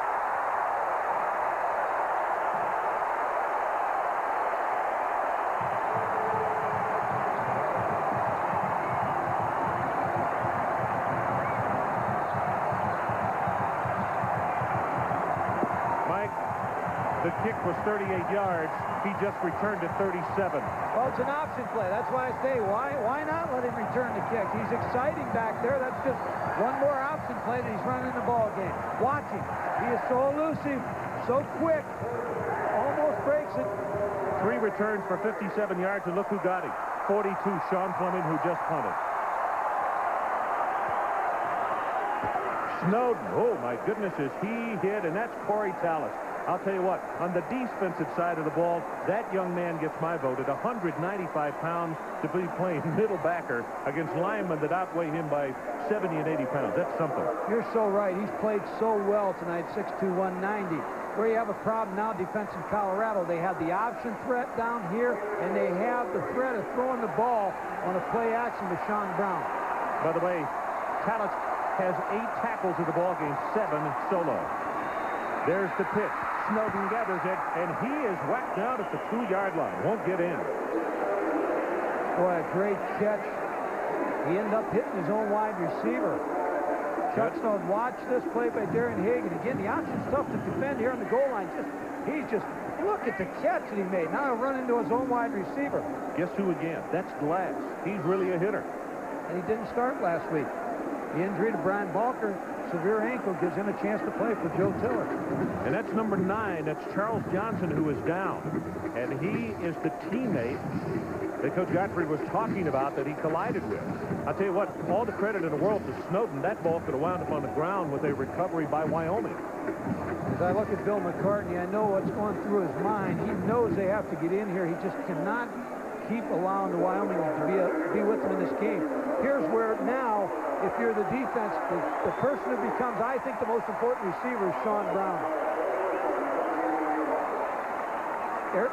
Darren Hagan on some kind of play-action fake where he gets to the corner where it's the run-pass possibility with Sean Brown on some type of crossing route. So the situation, it is 3rd down. Colorado has a goal to go, and the ball is just inside the 3-yard line. So let's take the tip from Mike and see if we keep an eye on number 87. That's Sean Brown, the tight end. And he will line up on the right side. 2 tight ends, either tight end.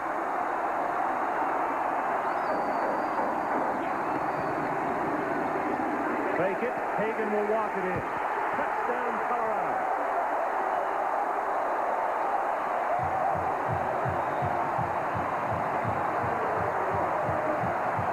There is a flag down at the 5-yard line. Embry had moved on the left side. I saw that. Did anyone else on the interior move? We have illegal procedure on the flag. Wow. That's exactly what he said. Embry.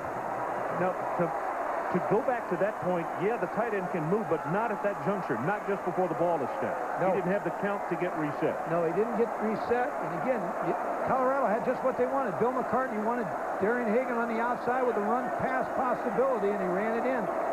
Colorado now 7 penalties, 61 yards. On the black. Touchdown is not allowed. Replay the down. Well, the scoreboard is taking for granted that they have scored because it is 16-13, but the big board had gone to 22. Now they have just changed it again. I'd come back with something similar. Same thing. Same play action. Try to get it to the tight ends. 3rd down and goal. Hagan with the play action. Looking for the tight end. Incomplete. Just misses him. Just barely. Oh, you're exactly right. They crossed the tight end, and Brown was there. Looked as though Mikey might have thrown it just a little bit late. He had him open. He did throw it late, and he just didn't throw it well. Watch Sean Brown. Watch the other tight end's going to come across. Embry, there he clears. The linebacker tries to pick him up. He's wide open. And I'll tell you, the play of the linebacker there where he knocked him off stride, did as much to make that an incompletion as anything. Jimmy Harper with the field goal attempt, 25 yards. So the near hash as the flag goes down, and he just missed it. And that's going to be offside. It's all Wyoming. Wyoming moved. Now you get an interesting situation for Bill McCartney. Not really. That was fourth down, and he missed it. You know he's going to take the penalty. Dead ball, illegal procedure, flag. Oh, no. They're going to call Colorado. Gee, somebody had to move it. No, what I was saying was if he got the penalty, then he has a choice of whether he wants to kick the field goal or try to get a touchdown.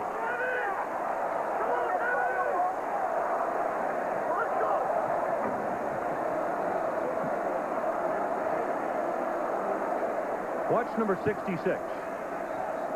Just barely, just before the snap of the ball.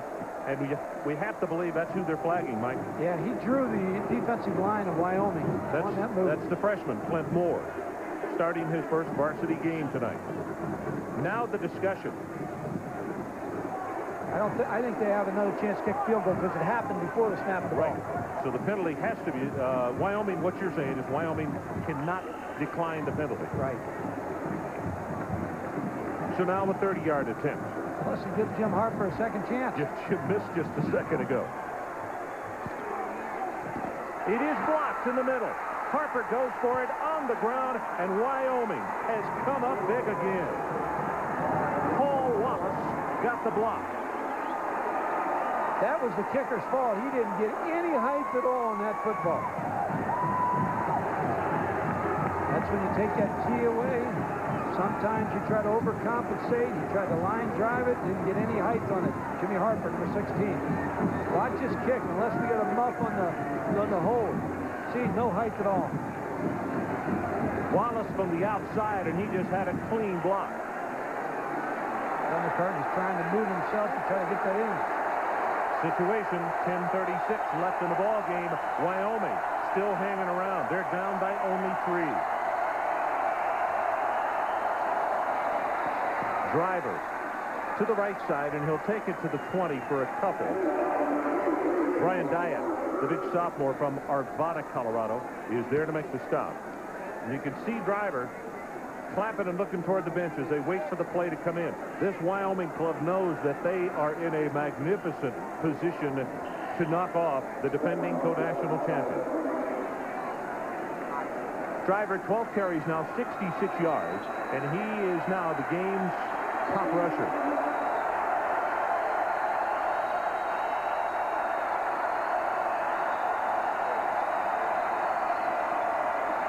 Quick out, that's Amaker Harrison again. Took his eye off the football to hit him right in the face now. Dion Figures had the cover on him. Ron, when the offensive staff of Colorado gets together and watch the tapes tomorrow, the one thing that's going to bother them most is they've had great field position all night. They've had so many opportunities to score. They've wore down Wyoming defensively, but they just did not take advantage of it. For Carranzos, here's a number he would like to see change. In fact, he's going to have to. They have now missed 6 passes in a row. Third down, the line to make, the 28.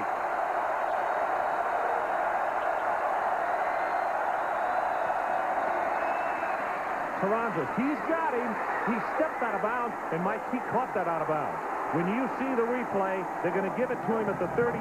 I believe Yarbrough came down with his left foot out of bounds, right down below us. I agree with you. I think he did, but he did it on the sideline of Wyoming, so it might not get called.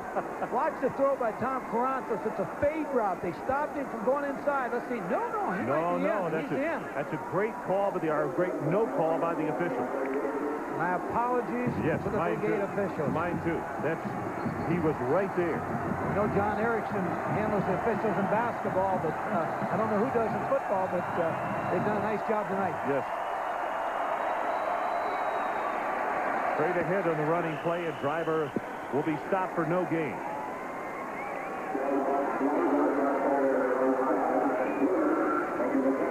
Jeff Bruner, defensively, is there to make the stop. It'll bring up a second down. It's for the near sideline. Jones comes in. And also number 6, Dennis Ross, the senior wide receiver. He's from Waco, Texas. Played junior college football at Northeast Oklahoma Junior College. He is another big play guy.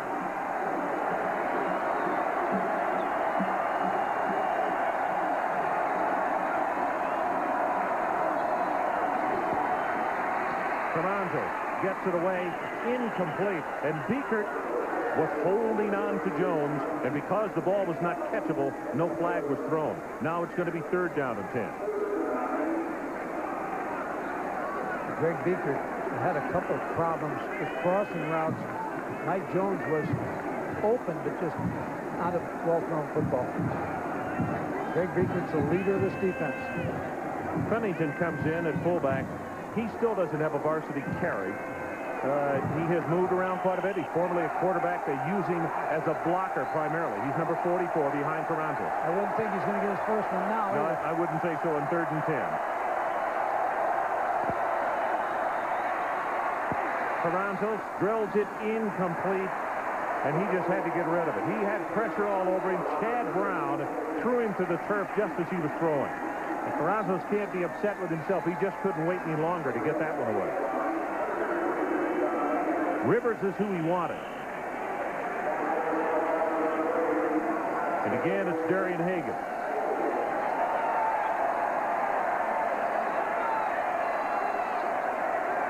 See Fleming's numbers on the night as Hagan drops off to the 20. This is the best punt of the night. Driving Hagan all the way back inside the 10 to the 6. Did he outkick his coverage? Hagan pushed out of bounds near the 35-yard line. And now he was hit late. 1 flag comes in. And now 2 flags.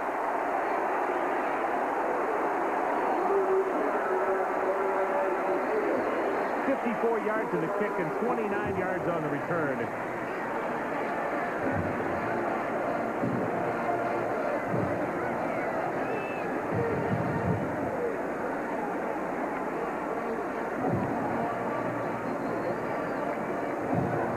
Dead ball, personal foul, late hit, 1st down.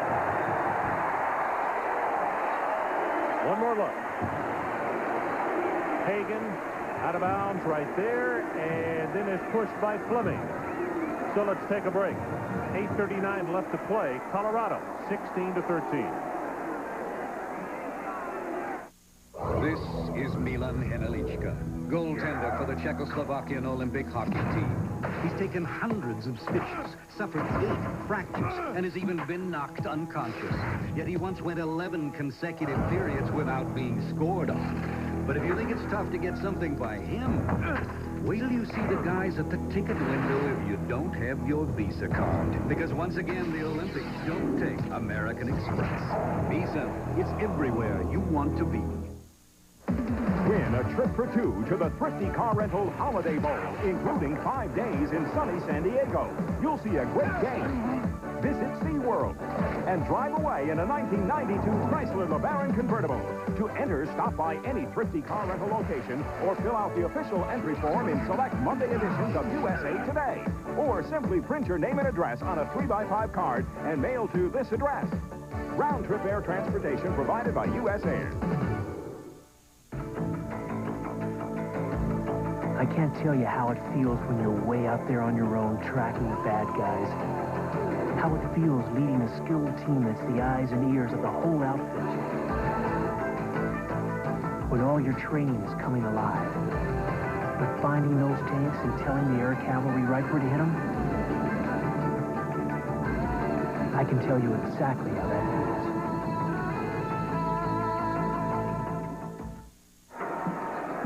16-13. If you're surprised, well, there are a lot of people at this stadium that are. Here's a big play. Watch the tight end on the left, Mike. He moved. He doesn't get back. He did get back, but that's where the call was on the tight end. It nullified the touchdown, and the other thing is, maybe also we should run that at full speed because that would show even better that he did not get back for the full count. So they slow motion, it showed him a little bit longer there. Here they come with a reverse. Pitch back comes to Eric Mitchell. Oh, and he gets right. And now one marker and now a second. We're going to have a clip against Colorado. And the second one, either face mask or Paul Wallace chopped him a little high.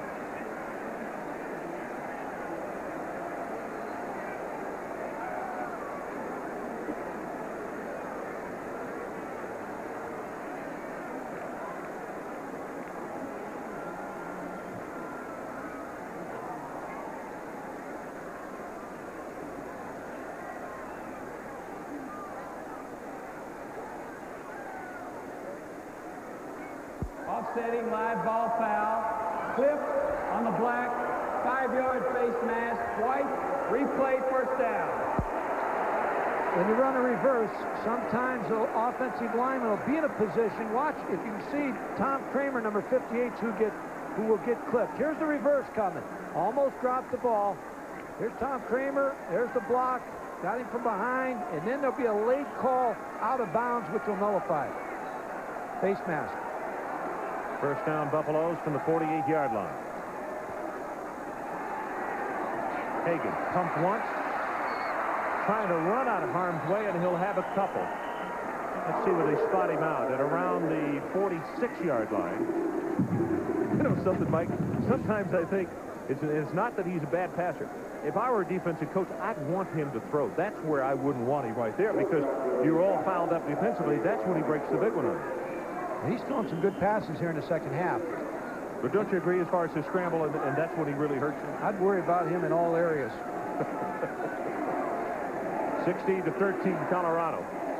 8:24 left to play. Hagan now 9 of 20, 97 yards. Set, drills the ball, and it is caught at the 35-yard line by Charles Johnson. You know what? That ball was that's about as close as you can play it by Edmonds, and he still caught the football. Well, I like Darren Hagan. I like what he can do with the football. Here he steps, resets, and throws the curl route at about 18 yards. Look at that throw to Charles Johnson. And that was well defended by Eric Edmonds. Yes, it was. Talents made the stop. New set of downs, this time from the 30. Draw play back against the grain with Fall, and he's down to the 19-yard line. First and 10 Buffalo. Talk a little bit about the power eye offense that Colorado runs. They motioned out. Here they're going to run a little slow sprint draw, and the backers overran it. Corey Talich almost came back and made the play. He just got himself out of position a little bit. But when you run a power eye offense, you can run the power game off of it, the wishbone offense off of it, and defenses only have a week to prepare for it. It's difficult. Ty Muma made that stop. And again, a new set of downs. As Scott Phillips has come in at fullback, but the handoff goes to 33 James Hill, the sophomore out of Colorado Springs. Mike, does anybody else in the country run the power set or the power eye exactly the way Colorado does? I don't think so. Bill McCartney, when he first came into the league, was throwing the ball.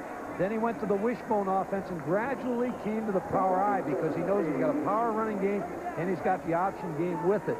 And he's really sold on this offense. Well, it's got him 22 victories in the last 2 years at a co-national championship. I can understand why he's sold on it. Second down and 8. Hagan. For the end zone, it is tipped and caught for the touchdown. Mark Henry.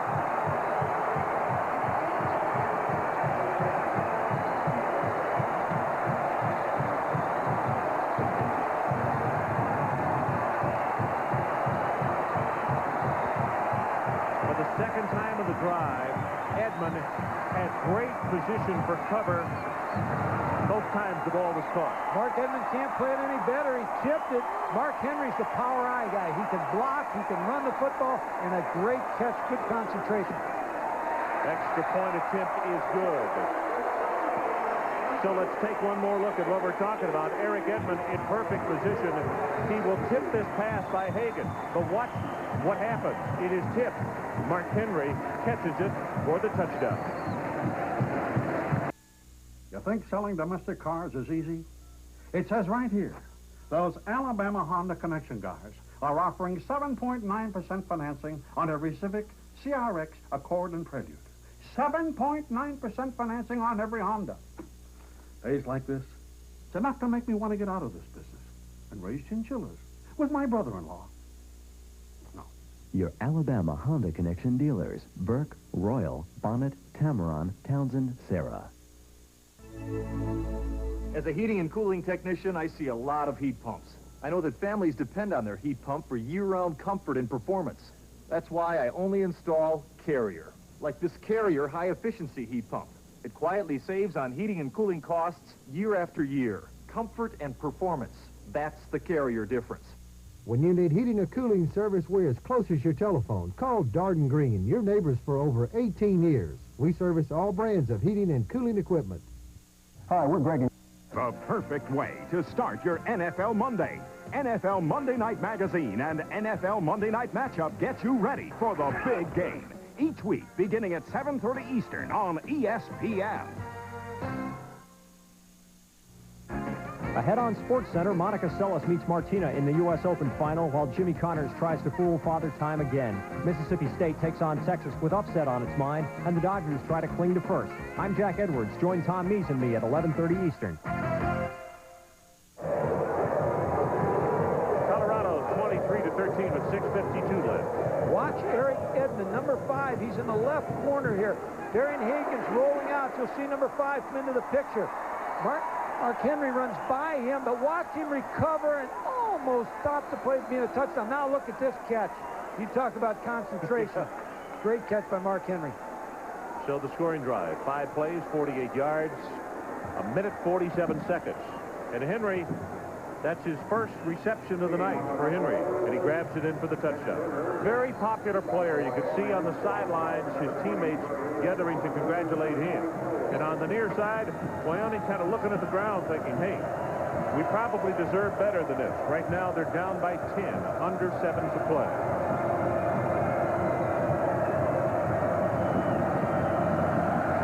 Berger kicks it off. Robert Rivers from the goal line. And out to the 23, and Tim Brando. What new do you have for us? More on the shocker, gentlemen, from Little Rock, Arkansas. SMU now has the ball on their own 28-yard line, under 4 minutes to play. Arkansas leading the game 10-6. We'll keep you posted. BYU and UCLA underway. Detmer's already been intercepted. Tommy Maddox, a touchdown pass to La Chapelle. It is 14-3 Bruins at the Rose Bowl. We'll keep you in touch with what's going on in Little Rock. Back to Ron and Mike. Okay, thank you. That's interesting. 2 Texas quarterbacks playing for UCLA and BYU in that game. Detmer is in a rut right now, Mike. They lost his supporting cast. It's going to take a while to get his receivers back and running back. He needs some help. Carranza drills it, has it complete at the 27, and a marker comes in. Robert Rivers made the catch. I really don't know who has shown me more guts tonight. It's maybe a thing between Rivers and Tallis. Rivers only weighs 170, and he'll come back to the middle and just not give it a second thought. They played hard, Ron. I mean, you really take my hat off to the coaches, the staff, Tom Carranza. They've just done an outstanding job. They really have. They 15 for 33, 164 yards and a touchdown. And it's not over yet. If he can engineer a drive, he's still got 6:40 on the clock with 3 timeouts left. I was talking about Ty Detmer. He lost Chris Smith, the tight end, Matt Bellini, the wide receiver. It'll take a while. Joe Tiller. There's the face mask right there. I'm not too sure that shouldn't have been a 15-yarder right there. When you tackle with the face mask, that normally is the major. We might be talking about that at this time.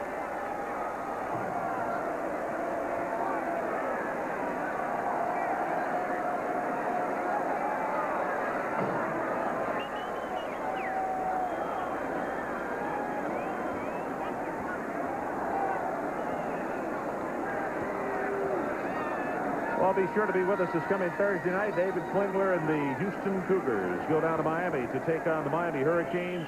A couple of teams in the top 10. You don't want to miss it. 8 o'clock Eastern time.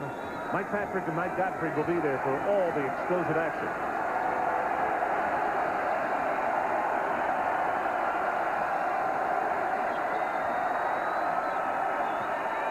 On first down, Carranza drills it and has it incomplete as Rivers had it in his hands and then dropped it. Chad Brown again is pressuring the passer. Wyoming's done a good job of going away from the 3 receivers to the single receiver side. Watch number 24, Robert Rivers. He gets away, and the ball's just a little low to him, but that's still a catchable ball. You know what, Mike? That's as tough a pass as you can throw, though, particularly with the rotation on the ball. Tough because they reroute the receiver. Yeah.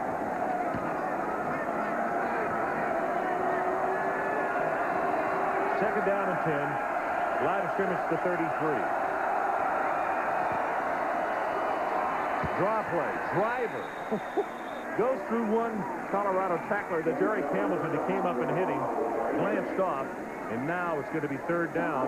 And the line to make is the Wyoming 43. Driver now 14 carries, 69 yards. Anybody on Colorado's schedule is going to issue them this secondary. Colorado will hit you. And they play good pass coverage. This is as good a complete secondary as I've seen in a while.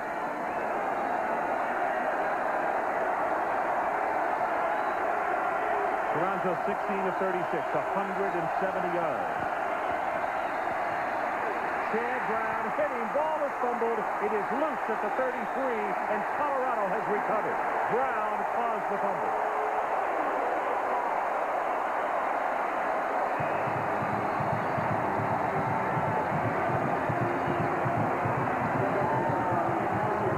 Chad Brown's an outstanding pass rusher. He had 8 unassisted tackles in last year's Orange Bowl. He was an inside linebacker that they moved to outside linebacker. Watch him, he just beats the block of the tackle and then strips the ball away from Tom Francis. Let's look at it again. Then he wants to make his own recovery. Here's Chad Brown. See him coming. Look at him. He hit the football. Watch him come off. Aggressive player. You're right, Ron. Makes the recovery. Outstanding. 7 sacks by Colorado's defense tonight. Hagan on a play action. As it's complete at the 15 and down to the 10-yard line is Rico Smith. Gary Barnett knows the Wyoming defense comes in, you just have a turnover, you just fumble the football, try to go after them on the first play. And they got a good play-action fake out of Darian Hagan and hit Rico Smith, their speedster, on a crossing route. The Colorado fans are a little spoiled. They've had Bieniemy and Mike pitching around here, some big play guys. 5 minutes and 20 seconds left to play in this one. Colorado up by 10, is threatening to make it a rout. But it has been anything but that.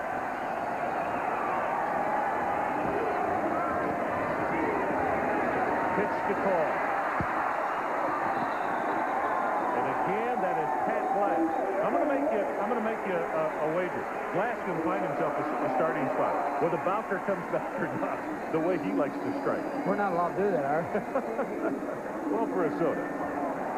Let's look at Call one more time in this pitch. Here's the option. He's going to get the pitch late. When he gets the football now, his eyes has to go downfield. Again, look at that tackle. Patrick Glass. You're right, Ron. He has played a great ball game. This Wyoming team has played tough, especially on defense. Offensively also. I mean, it's just complete team effort. Well, there were 3 touchdown underdogs. Power eye set. Call will score.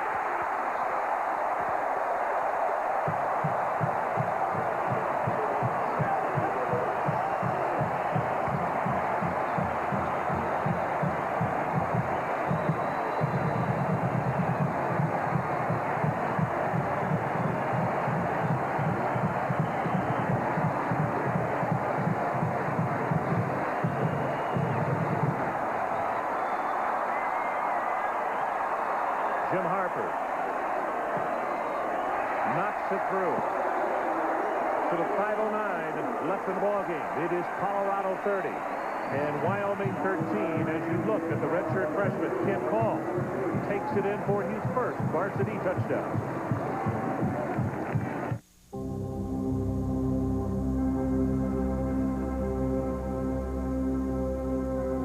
Making a sports car, it seems mandatory to mention how fast it can go. All right. With an overhead cam engine capable of producing 224 pounds of torque, the new Subaru SVX can reach speeds in excess of 140 miles an hour. But how important is that? With extended urban gridlock, gas at $1.38 a gallon, and highways full of patrolmen. Instead, why not mention the things you shouldn't mention about a sports car?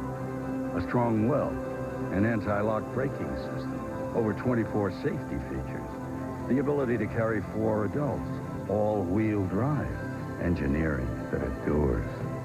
Still, if it's speed you want, we promise you'll be able to use most of the speedometer. Subaru, what to drive. I hope you're enjoying your evening. If you suffer from chronic halitosis, try Halo. Formulated... Still going. Nothing outlasts the Energizer. They keep going and going and... The Allstate agent who helps insure your car can give you a hand with a plan for life insurance. Your Allstate agent wants to be your agent for life. Allstate Life. Financial strength you can count on.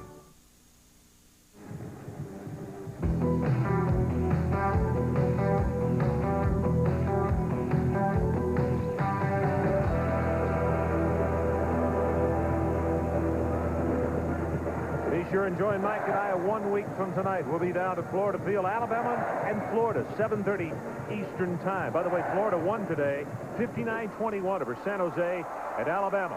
Routed Temple 41-3. Matthews with 5 touchdown passes. That is a new Florida record.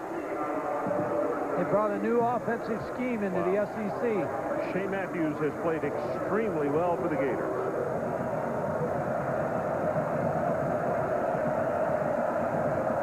Berger to kick it off.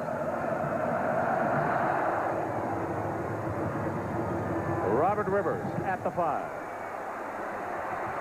Got a seam. Good heavens. Then the official took the brunt of that one on the sideline. Chris Hudson almost put him in orbit. And with that, the side judge went down as well. Well, these DBs for Colorado, they hit anything in sight. I mean, they're just outstanding, hard-hitting defensive backs. Chris Hudson, number 47. Eric Hamilton. Deion Figures had some hits early in this game. Baylor, 27-7 over UTEP. That is final. As Arkansas stretches their lead over SMU, Baylor, the club that is coming in here next Saturday night. And I mentioned earlier that Grant Teaff has one of his best ball clubs in the lot. Defensively, they are a very rugged ball club, led by Santana Dotson, who is one of the finalists for the Lombardi Award.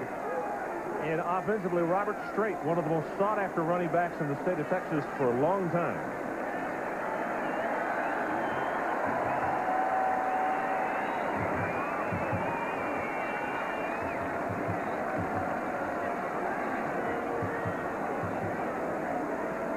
Well, everybody is okay, player and official.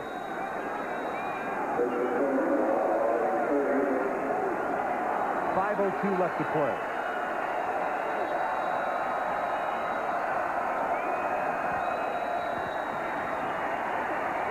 Carranzo sacked for the 8th time of the ball game. It's Eric Hamilton this time. They come with a safety for the outside. It comes a little easier to blitz now. A little tougher for Tom Carranzo because he has to throw the football.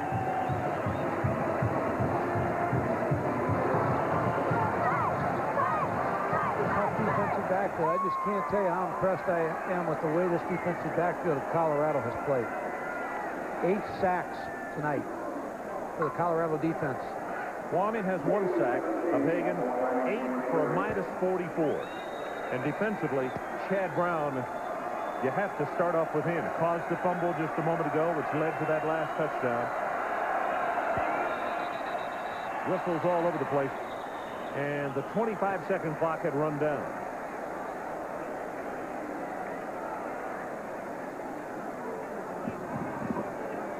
Dead ball, delay of game, offense, 5 yards, receive 2nd down.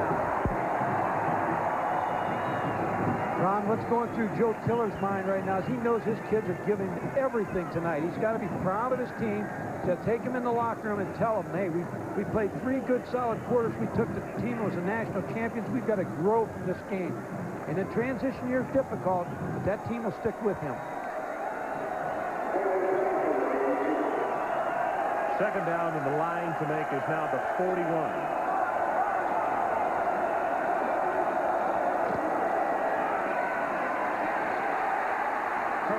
Is going to be sacked again. Chad Brown will get at least a half, as Leonard Renfro was in there with him as well. And for Brown, that's now a total of 10 tackles, 5 solo, and he has 2, they're going to have to now say 2.5 sacks. That's a heck of an effort. Praise performance by Tom Francis. I saw the game Thursday night, Louisville in Tennessee. Jeff Brom, the outstanding Louisville quarterback, just played an outstanding game and unfortunately was hurt and lost for the season, which is a very tough loss for Coach Howard Snellenberger at the University of Louisville. But he was played well and is an outstanding player. Tom Francis, the same thing tonight, has played well.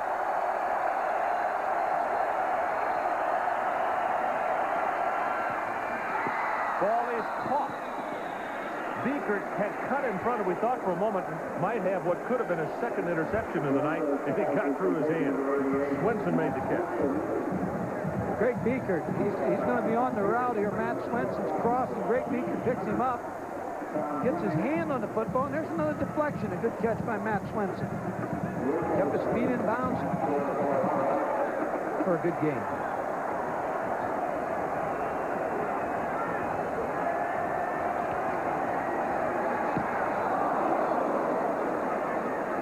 Hagan from the second. That's Rico Smith. And he will go out of bounds close to midfield. And let's go down and get an update from Adrian Carson down on the sideline. Adrian? Well, I'll tell you what, happiest man of 52,000 people here right now, Darian Hagan. Earlier he said he would do whatever it would take to win this game. Well, let me tell you what, 272 total offensive yards. Coach, you mentioned earlier that fourth dimension. How about 79 yards returning punts tonight? What do you do when you're a national champion quarterback? You sign autographs. I thought the happiest guy in this 52,000 was the haberdashery dealer that sold him that tie. Darian Hagan, outstanding performance. Vince Joseph comes in at quarterback. Vince, a sophomore from Marrero, Louisiana.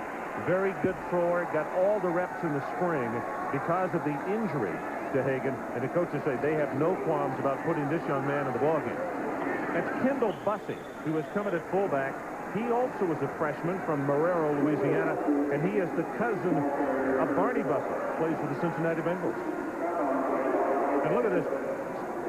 Colorado just keeps running them out. It's almost like they called central casting and said, okay, Hill went to the sideline, now send me a 6'3", 230-pound fullback who's a freshman, and so Bussey comes out of the field. Got some depth.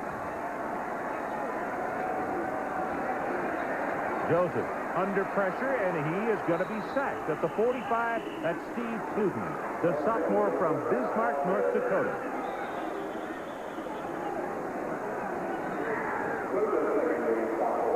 Timeout called by Wyoming.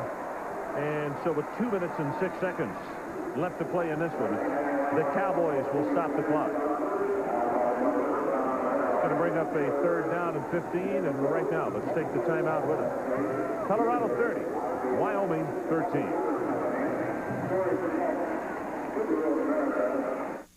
If only your tires could talk. It's so tiring. He babies the car, then abuses me with messy vinyl cleaner. Hey, I'm rubber.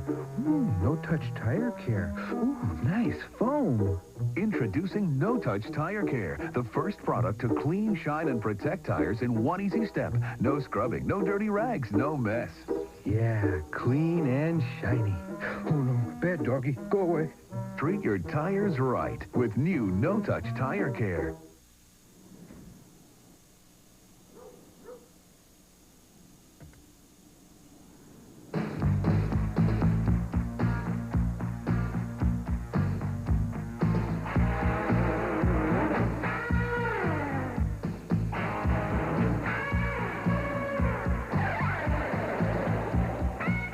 Put a Pioneer 6-disc CD system in your car. You get a lot more out of your music.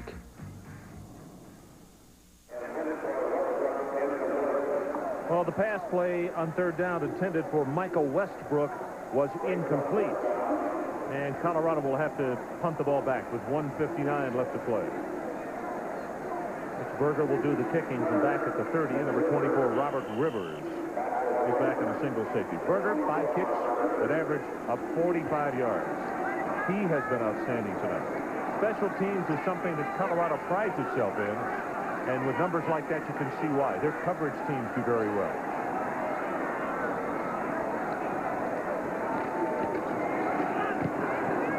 Very high, good coverage kick, all the way back to the 8-yard line, and he steps out of bounds there. Well, that's about as good a results as you can have. You got the distance, and you also got him to get out of bounds, so you don't have to give up any return yardage. Today's Visa players of the game are Tom Carranzos for Wyoming, 16 of 36, 170 yards, and he threw a touchdown. He did have one interception. And from the University of Colorado, the young man we showed you on the sideline just a moment ago, Darian Hagan, 271 all-purpose yards. As part of their continuing effort to further the development of amateur athletics, Visa proud to donate $1,000 to the U.S. Olympic team on behalf of these athletes.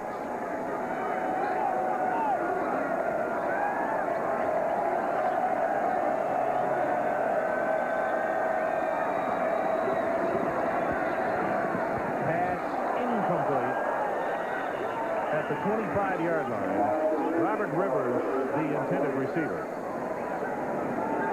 A couple of other guys that certainly were high in the balloting. Rigby had a good ball game, but Talent, the middle linebacker, and also Pat Glass, who was a last-minute starter because of the injury to Bowker.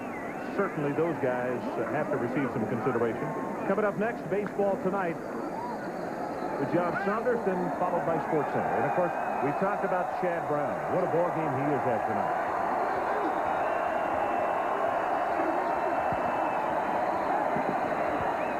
Carranzo zips it out complete at the 15-yard line. And River still working his way as the marker comes down, and now a second. Well, there's no quitting this Wyoming team. Tom Carranzos with a good throw to Robert Rivers, who was running an out route against man coverage. He took it down, broke it off, and ran outside, and good catch. Face mask, 5 yards, first down. This tape will be a good teaching tool for Bill McCartney and his staff. Gives them a chance now they have a game under their belt to be able to go back and say, okay, here's what we're doing right, here's what we're doing wrong, what we have to correct. And, both teams will be better teams after this game of what they've learned in this contest tonight. It's Dennis Ross who came back on, getting the play at the last moment. Now he comes off the field. They go with the draw. Driver to the 24.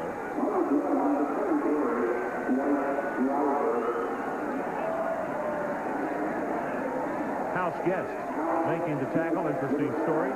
Very, very good basketball player. You heard the roar from the crowd. That's what they're cheering about. Excellent basketball player. He's been one of the mainstays for the Buffaloes. His basketball eligibility is up. He is out for football. Hasn't played, I don't think, since high school. And the coaches said if he had come out and played football the entire time, he'd be a heck of a player. Well, you see that size, 6'5", 245. That's where all the tight ends and the defensive ends in football go. They go to basketball. Rodell House-Guest got to this campus here at Boulder by way of Dayton, Ohio.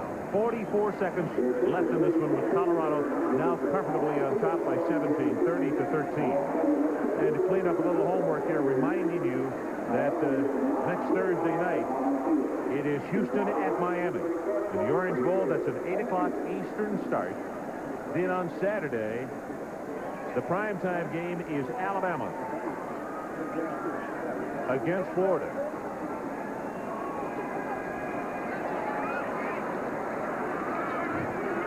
Louisville and Ohio State in the afternoon. That is the doubleheader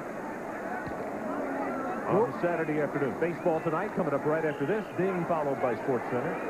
Anything else that you can think of we might promote? I'm watching my truck on Tuesday. We don't know what time yet. We'll let you know. Carranzos running for his life. Gets back to the line of scrimmage.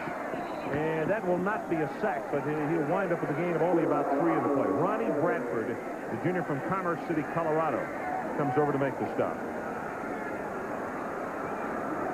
Talk about the Ohio State-Louisville game. Howard Snellenberger, of course, lost his quarterback, so going to Ohio State, he has 10 days to prepare. Ohio State with a big win today over Arizona. Yeah, for sure. Amidst what has been a very controversial working camp for them. A lot of distractions. And you know what distractions can do, Mike. Had a few in my day. 36 seconds left. Quick pass, and that one underthrown. Yarborough, the intended receiver. They didn't cover him. Colorado didn't have anybody on Yarborough, and that's why Tom Francis just picked it up. You have a read in your passing game. If somebody doesn't cover a receiver, just pick it up and throw it to him. Bill McCarthy's breathing a little easier.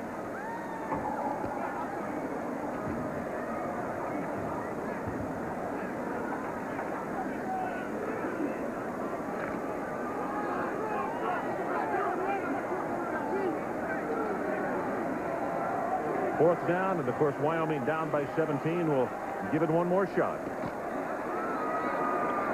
Pass over the middle. That is Dennis Ross, and he will have the first down at the 41-yard line.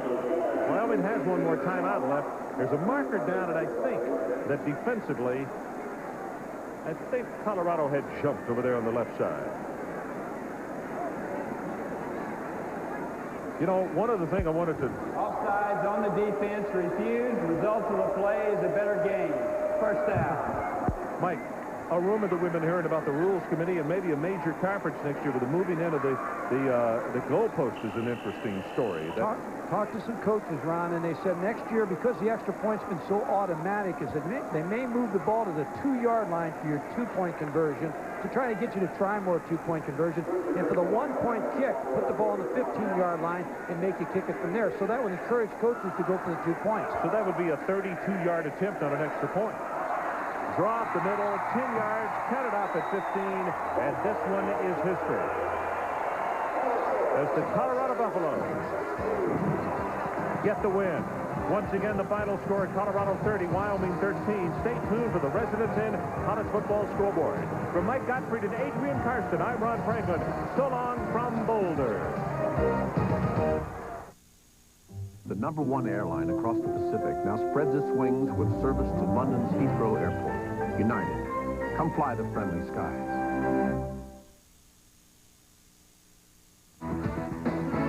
Coming up next on Baseball Tonight, is this a preview of the National League Championship Series? Doug Graybeck hopes he has some of this